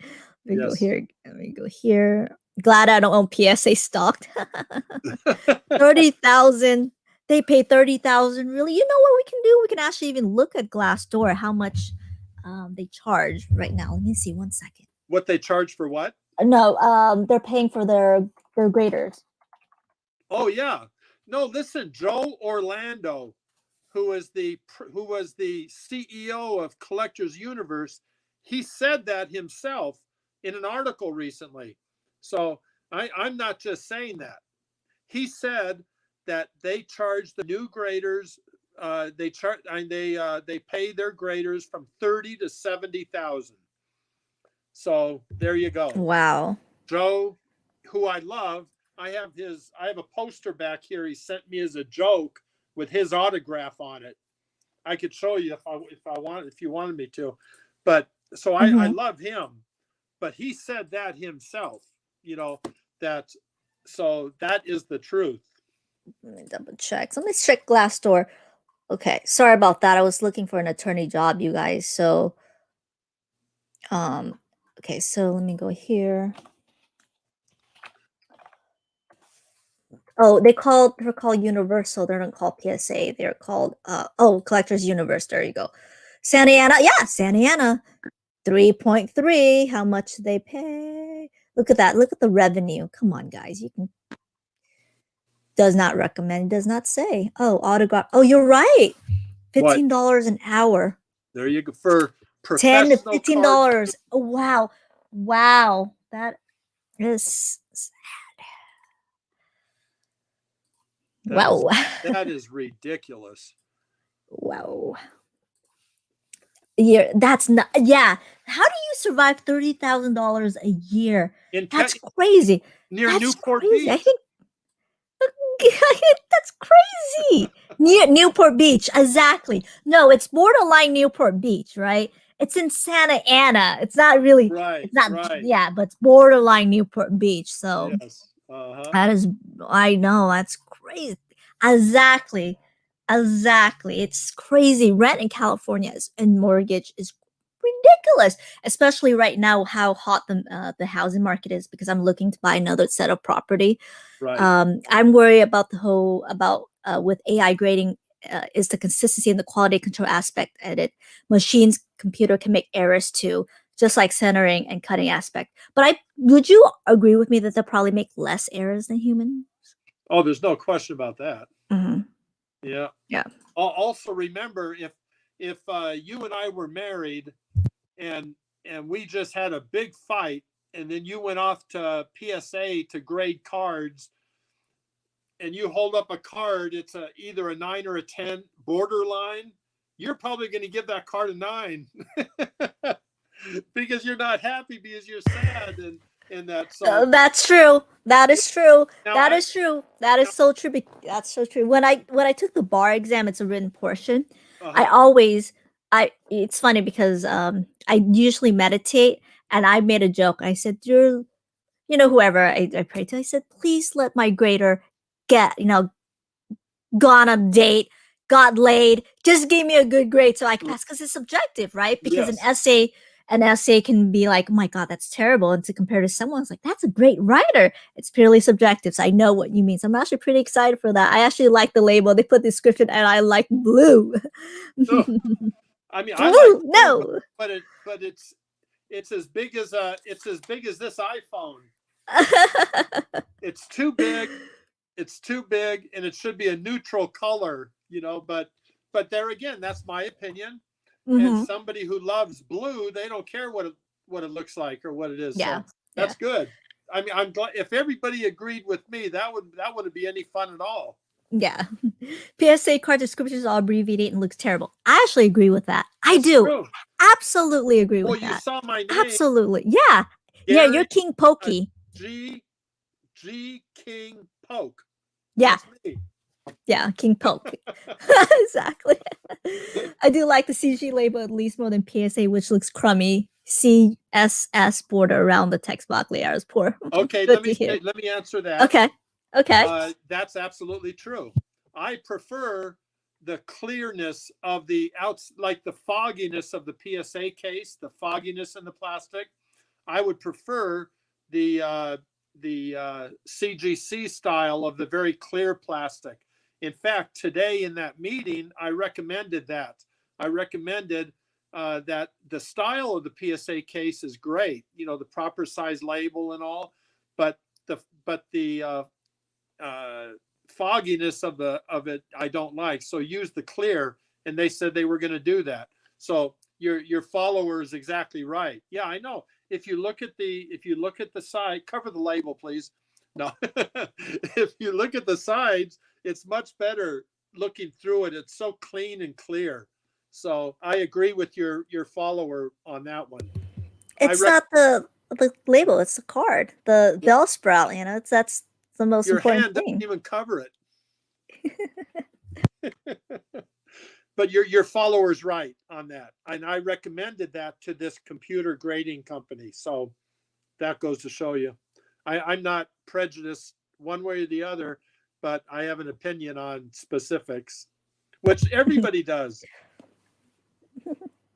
But a computer grader can be programmed to any desired parameters and will be more consistent, accurate, and quicker bar any unforeseen bugs and software. Yeah, Yeah, exactly. that's right. And somebody who's worried about the machine going crazy, it's not a bad idea maybe to have a person at the end of the line just to give a quick double check, make sure everything came out right. Yeah, scamconomist. That's okay. Okay. Yes. Yeah, King Pokemon. Yeah. Go ahead. Do you think Logan Paul was in it for the money, or was he genuinely interested in the market? And it seems like his last box break was just a huge crypto ad and not good for the hobby.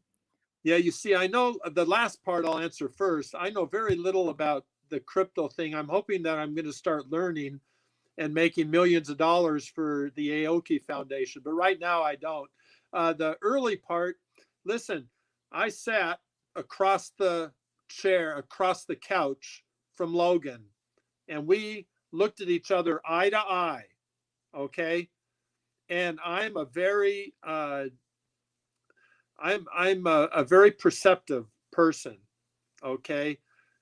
What I saw in his eye was 100% real, 100% innocent. And I know it's hard to think of a crazy guy like Logan, who, flips the bird to everybody. And, but I sat and I looked him eye to eye as we talked, and he loves Pokemon. He's also a smart businessman. Plus, he's a crazy maniac. He's a lot of things, right? But he is a true Pokemon enthusiast. He loves Pokemon. He sat for hours with me. He took my son, aside and talked to my son, about Pokemon. And we're talking about somebody probably worth $250 million. And yet the love for Pokemon was written all over his face. And plus, I don't have a Squirtle tattoo in my groin, right? He does. He has a Squirtle tattoo down there. And I mean, he loves Pokemon, and he is legit. And he's and for me, he was one of the most respectful people I've ever met from the 25 and younger group, right? He was respectful of me. He was crazy with my son because my son was one of his peers. But to me, and this is after we made a deal, there was nothing to do anymore. He was totally respectful, an absolute gentleman. And if I send him a text right now, before we get off here, he will have answered it. So now I can call him somewhat of a friend, too. And so, in fact, I'm gonna, I don't know if I should. Whatever it is, yes. Okay. Just terrible. Okay. Are you gonna send him a text? Okay. Yes. I don't think I told anybody this. Okay. This first NFT is considered like my rookie NFT, right? And again, I don't think we'll sell 100 of them. I don't know how that's going to go. But my second NFT is going to involve me, Logan, and Steve. The three of us are going to be in my second NFT. Okay. Now, if you were sitting here next to me, I would show Anna. I would show you the proof of this. What I'm going to tell you. I told Steve. Logan said that he didn't want to make any money on the NFT that we're doing together. He didn't want to make any money on it.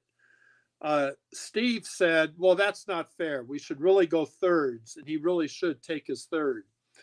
And so I got back to Logan and I told him, that, Steve and I both agree that you really should profit from this. I mean, we're playing off your name and all that. And of course, most is for charity in that, but those kids, it's going to help.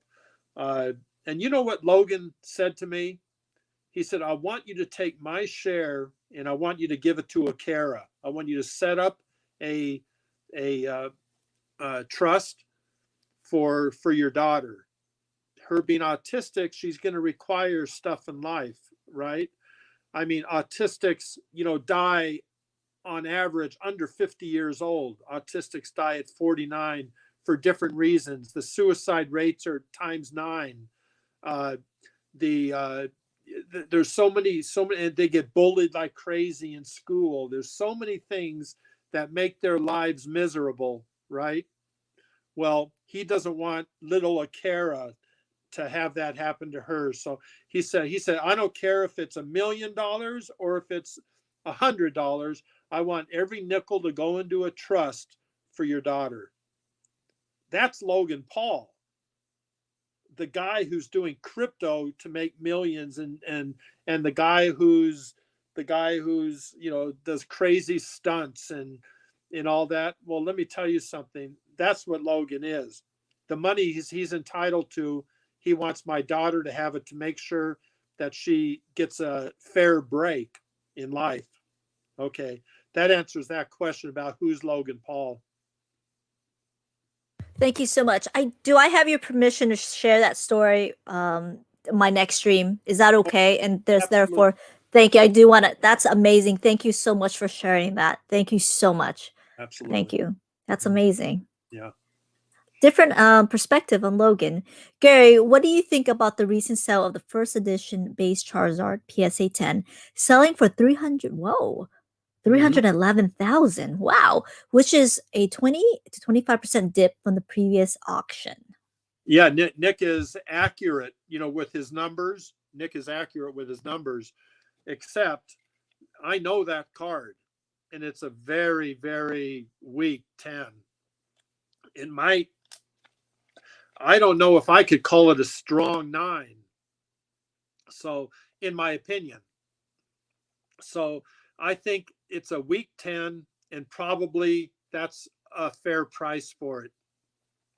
A strong 10, maybe 100,000 more, for it. There's a difference between weak and strong. And that one I did see, and that one is probably the right number. I don't think it was a dip in price. I think it was a dip because of the quality, the spectrum, the range of a 10 from a strong to a weak. So that's how I feel about that. Gotcha. Thank you. I was looking for that when we were talking. Thank you. Mm-hmm. Anthony, what if you're going after a rare card and there's no market pricing? Should you pay a really high price to secure it? No. I'm sorry. I just answered that question, but I like your opinion on this. Yeah. See, I have a card here somewhere that there's only 5 legitimate ones in the world in PSA 10, and one has not been on the market in a PSA 10 in forever. I don't know when the last one was. If I wanted to sell that card, or if I wanted to buy a card or somebody wanted to buy that card, how do you set the price? That's a excellent question by Anthony. How do you set that price? It could be a $500,000 card. It's so rare, 5 10s in the world, right? And yet they never, ever, ever come on the market. So I don't know how you set the price for something like that. All you can be is wrong. And you don't want to be wrong, especially No. certain amount of wrong, right? That's I one of your houses, Exactly. Exactly. It's funny. Oh, we have Jessica in the house. You actually did a great on her broadcast, Geeked Out Collecting for Jessica.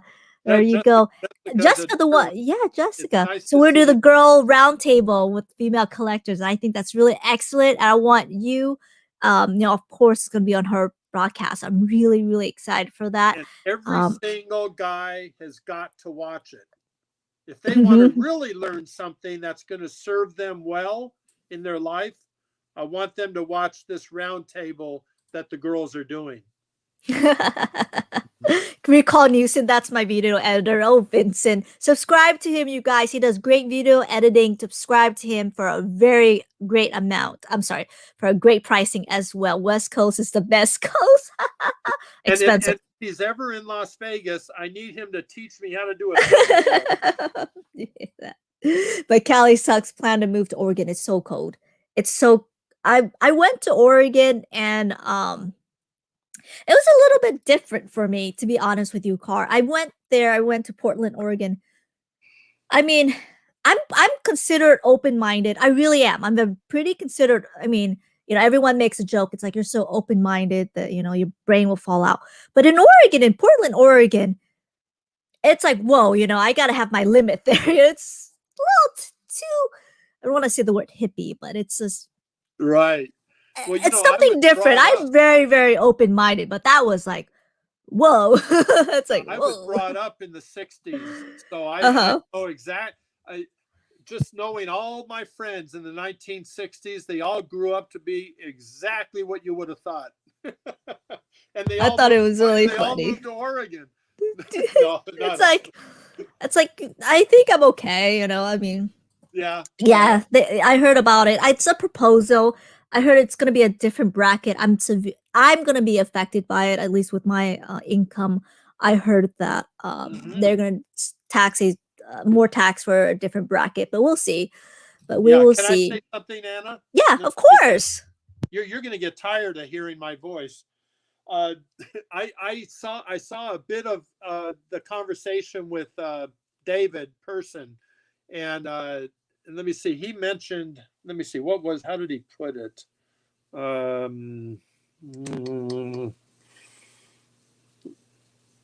Oh well, that's another thing I wanted to say. Don't get old, because when you get old, your mind goes too. And I can't remember what it was. He said that once you get old, the fluids in your body or your veins in your body turns yellow. He said that.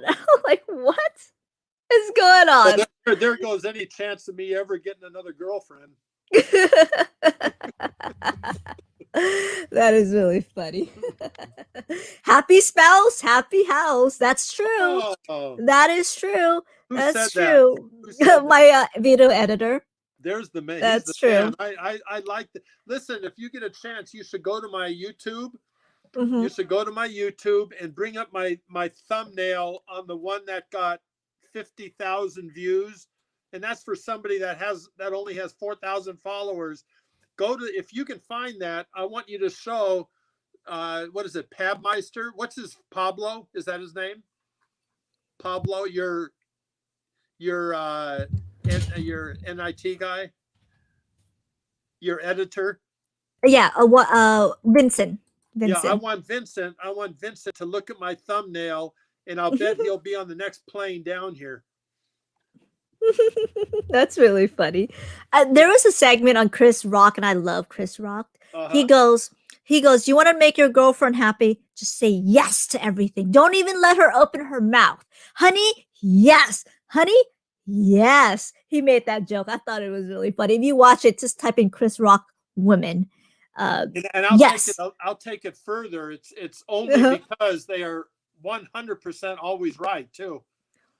Oh, did you guys hear that? More than she's like Twan is more thoughtful. She actually thinks things through. Me, I'm too impulsive. Questions, I tell you the first thing on top of my head. In that, though, I probably offend some people at the same time, but I think they, instead of BSing them, they probably prefer me, being honest and wrong. buddy. Yeah. There you go. There you go. I'm a little bit far behind in the comments, but I think we're gonna cut it quits pretty soon. Hey Gary, if I remember correctly, you spent many years in the casino industry. Ooh. Yes, I actually ran a couple of some major resorts that some people here may have heard of. Plus, I ran a oceanside, a seaside resort and casino right on the South China Sea in Vietnam. And yeah, so I've been in the casino industry for probably, I was in on and off for about 30 years. Wife is always right unless she's trying to sell the collection. Right. That is so funny. That is so. Mhm. But you know what? With all these price increases, we all look like a bunch of heroes all of a sudden. Oh yeah. Oh yeah, that's true. That is true. You know, it's really funny that my mom to this day does not know my collection because I made a joke for her. I said, "Mom," because this is back then with the pandemic. I said, "Mom, has anything ever happened to me? You know, please make sure the collection is very valuable." She goes, "Oh, it's like $200, honey. It's not valuable. I mean, I'm gonna put it on Craigslist. I would put it for 200." And she was. I mean, I thought she was joking. She was serious. She was like, "Honey, this is kids." She goes, "Honey, this is kids stuff. It's like what, $200 or best offer? What am I gonna do with 150?" I'm like, "Mom, you really think all of this is worth $200?" She goes, "Yeah." You know what I did? What? I'm an attorney. Put this whole thing in the trust, and so I put in the trust. I made sure what it was. So I made sure after I heard that she doesn't know. She did not Right. know how much would go. She probably would put all of this and the storage for $200. She would be like, "Why does people keep calling me? Right. $200 is expensive." That's my mom, but I That's educated so her. cute. That's I so educated her just a little bit, and yeah, right. can you imagine all this she puts for $200 Oh man, on Craigslist? She probably doesn't do Craigslist. She'll probably do garage sale. $200. Yeah. My mom. Yeah, So it yeah, would it's make you really want to die twice. yeah, exactly. Oh, if you hear like if anything ever happened to me, if you hear someone yelling, that's probably me. Be like, "Oh my god."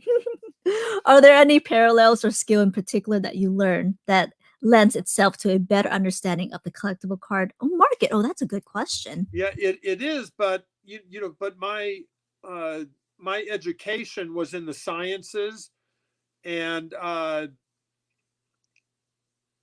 don't know if you can get much further away than that. One thing maybe it helps to have a little bit of a little bit of a mindset, a little better focus or something, because when you're in the sciences, you kind of it's such a good question. I never really thought of it before. What now, being in the casino industry, that definitely I think can translate over a little bit, because I believe gambling and collecting are similar. Can be, not for everybody, but for some people it can be similar things. But the sciences, I think having that type of focus on whether it's an amoeba or a Charizard, I can see it. So maybe so, maybe so.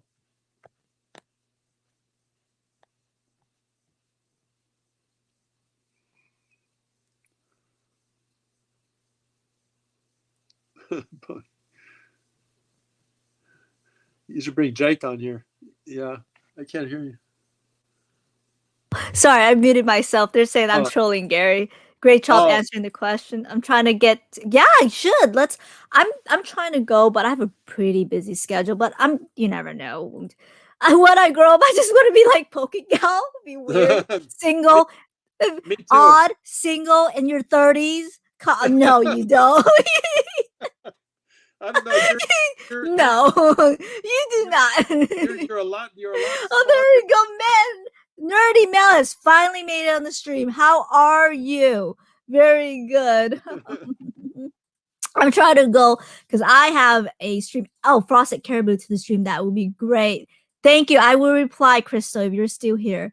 Send my congratulations. I'm gonna go here because I'm 62. That's still very young. Excellent. Best Q&A. Gotta go to bed. Pokenomics. Are you still grading any cards this day, Gary? I'm not. I have an order that I'm fighting the upcharges on right now at PSA, and I'm going to be doing a video showing that, because I mentioned it on that earlier video on YouTube I told you about. I mentioned I had a 15 card order that they've had for about 25 years, and I want to get it back. Anyway, they finally completed it, and it's only 15 cards, but it's 15 very high-end cards, to be fair. Well, they're upcharging me so much. They're upcharging me like $12,000, and I'm fighting it. So I'm boycotting. Wow. $12,000. I'm boycotting PSA, but Yeah. if they will reduce that bill to where it's supposed to be, then I'll be a little bit nicer with them. I'm not grading it. I don't have anything in for grading after that order right now. Yeah. I don't. Cali minimum wage is going to be $15. It's $15 a year, but I don't know if you if you notice, it's $15 a year, but everything has gone up. Like my coffee went up by 50 cents. And I'm like, whoa, when did it went up? They're like, oh, because the minimum wage, we got to pay the workers. In the end, are you really helping at all with the anyways, but that's more politics. So I'm not going to get into it. So now you know why people get mad and trash your cards. Let me tell you something about politics. Okay. I hate politicians. I absolutely abhor politicians, and I think they should all go to work for PSA. Okay, that's what I get that inference. All the politicians. Right. To the moon. I'll trade you for that spell sprout. Whatever it is. Yes. There we go. I think we're almost done with the question. Okay, we're almost here. Do you think Pokemon will or should do collector's boxes and sign cards like sports cards? Oh, that's a good question. I like that. I like that idea. I like the idea of having interesting chase cards inside of boxes. Sports companies do a great job of that. Recently I was over at Steve's house, Steve Aoki, and he had about 1,000 cards spread out on this ridiculous dining room table. He has about 1,000 cards spread out, and he's autograph, one of ones, one of fives, one of tens, and on and on. And those are so much fun to try to chase and pull. He was Topps put his autograph card into a sports box, included him, and it was so much fun opening those, looking for the Steve Aoki autograph card. And I got to tell you the truth, I think it is a fabulous idea to put autograph chase cards into Pokemon boxes. I love that idea. Now, I think Dragon Ball Z does that. Yeah. Certain autographs, right? Yeah. Yes. I think Dragon Ball Z does that. So, but now will a Japanese company, do that? They never have. At least as far as I know. So maybe not. But I would love to, open up a pack and and there's a real Breaking Nate card, or there's the Pokemon singer Jason Page. Oh, I interviewed him. It was excellent. I love it. Did you really? Yeah. Oh, yeah. Great stream. Unfortunately, I played that song and it got YouTube did a copyright and it blocked the stream. I was really upset, but I fought it. They gave me a copyright strike. And I fought it, and they're like, "Okay, fine." So I thought it was. I love it. Jason is going to be singing the Pokemon song when I come out. At Collecticon in June, he's going to be singing that as I come out. So nice. That is so cool. Yeah. And if he's not very smart, he's going to let me join in and sing with him. He will. He's such a character. I got 2K if everything. Tell your mom to hit my DM. My mom would not know what direct messages is. If she were to sell this, it's going to be a garage sale. Okay. She would Right. probably be put aside. She would not know what this is. If anything were happening to me, some lucky person is going to go and be like, 200 should be like our best offer. My mom is really funny. Henry Strike, what I'm here for. That's cute. Gary, any tips on how you can get an autograph from a Terry? Oh, there's the illustrator. I heard he doesn't do a lot of signing anymore. Arita does a lot of signings. Aria. Mm-hmm. Yeah, Arita, he does a lot of signings. He hasn't done many this last year because of COVID and that, but he will next, this year, pretty much they're all opening up now. So, towards the end of the year, he'll be doing numerous appearances. I think he's doing one in Ocala, Florida, in the coming months. Ocala, for anybody down there in Florida, or wants to go to Florida, he'll be doing, signatures. He is probably the most prolific signature in the hobby. He does more signatures than anybody besides me. Perfect. So let me go here. I think we're done. And let me go here. I'm in Florida. Now you got to come here and fly here. Let me go here. Due to inflation, $15. And the last question: how do you feel about being on Pawn Stars? Yeah, that you and I could almost do another live stream just on the whole story behind that. And I don't mind telling the whole story. Some is surprising, and in fact, quite a bit is surprising. And maybe another time we can go into that. That's there's so much to say about that. And I'm not talking about negative stuff or anything, all pretty much upbeat. But yeah, that would take a long time to answer how I actually feel about Pawn Stars. But I can tell you this, it's 99% positive. Oh, very good. Very good. Gary, we're end of the question. You beat David. You beat Uncle Dave. You messaged him that. You guys? I'm 8 years older than him. Right? And that's why also he's younger and he's handsomer and he's in better shape. So very nice. That's why that's I had to beat him at this one thing. Beauty is in the eye of the beholder. So I think you guys look fantastic. Thank you. I'm going to give away. We're gonna hop onto the next stream, you guys. I set the stream. It went a little bit too late. I thought we were gonna end at 9:30, but that's okay. Gary, Ashley is fantastic. We got a lot of a lot of questions answered. We're gonna give away this booster box, but it's gonna be the next stream. We're gonna have 36 battlers. I'm pretty sure the people that are in. So Beautiful. I want you to do me a favor. I'm gonna go here. Take this out. I want you to wish the people that are entering this battle, so I can record and play at the beginning of the stream. I'll take this off real quick. Wish them good luck on battling for this booster box. Is it a drawing? Is it a drawing? Nope, it's not going to be a drawing. They're going to battle this out. So there are going to be 36 people that are going to play with the booster box. Everybody gets a number. So let's say Hefe or anybody. They're number one. The booster box is number one. And whoever gets the best card will win the booster box. And I set them for free. If you can do me a favor and wish all the battlers good luck. And that's it. Yeah, well, I certainly wish everybody a good luck. I was going to say that I have an amazing record when it comes to lucky draws and stuff like this. One time when my 29-year-old son was this big and he was in my arms, we were at a casino where I entered a drawing, and they pulled my ticket out for $10,000 in cash. And I had my little boy, I don't think he was 6 months old, in my arms, and I threw him in the air. No, I didn't throw him in the air. I actually held on to him, but that's one of my greatest memories. And I've always been lucky, with drawings and freebies and things. I know you hear so often where people say, I've never won anything. I'm the most unlucky person in the world. Well, I can't say that. I'm one of the luckiest people in the world when it comes to things that take absolutely no skill.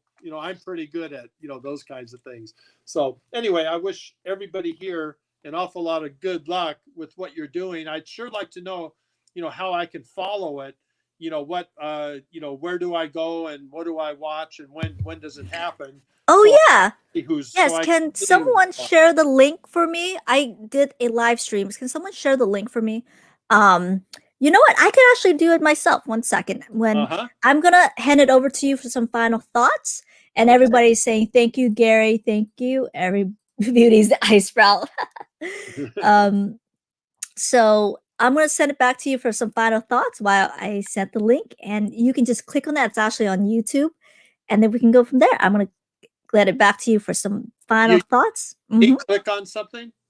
Is that what Yeah, you were you clicked on it. Yeah, I'm gonna send you a Pokemon link that you can click on it. Let me double check. What, you're gonna send it by carrier pigeon or Okay.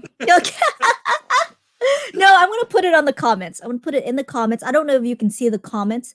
Or you know what? You can just type in PokeGal, and okay. I think Well, it I will know show your live. YouTube. I just go to your Yeah. YouTube. And is that Yes. after we sign off? Yes. Yes. Oh, okay. Well, Okay. maybe after 10 minutes because I'm going to use the Oh, restroom real quick and then I'm going to hop right. back on. All right, Okay. Gary, I'm going to let you have the stream. I'm sorry, full screen for your final thoughts. And again, thank you so much for being here. Well, thank you also. Yeah. Hi, guys. Well, that was a lot of fun. When she said that over 2.5 hours were up, I was actually pretty shocked. I mean, I'm an old man, and this is, like after 10 o'clock at night, and I've been going. I had that meeting today that was hours long. We went to a Sequest thing to take our little girl to look at the fish. We got caught in traffic. I was a little bit late getting back on, getting back here for the. Anyway, it's been a long day, and yet just 2.5 hours went by so quick. Anna is, really, real. I don't know if she can hear me. If she can't hear Yes, me. I can. Oh, okay. I got to be nice then. Oh, okay. What I wanted to say I can was, take it. oh, okay, is that Anna is a real sweetheart, and I think that we should all, follow her. Do what we can to support her channel. Do what we can to support every single female in our hobby. I have two major goals right now here in my old age. One of it is raising money for autistic children, and the other one is for improving the position of girls in our hobby. If you look at my metrics, if that's what you call them, and on Instagram, I only have like 7% of my followers are females. And I mean, that just makes absolutely no sense. When I go to appearances, when I go to shops and I go to shows and conventions, I mean, it's the split is a lot more even. When you look at the girls who are putting out content, there's not many, and that's because they're not getting treated properly. So that's one of the probably my biggest thing in Pokemon right now. Is promoting the girls who are just as entitled to this hobby as we are, and they're actually a lot smarter than we are. I hate to say that, but it's true. And their passion for the hobby and anime is just as strong as ours is.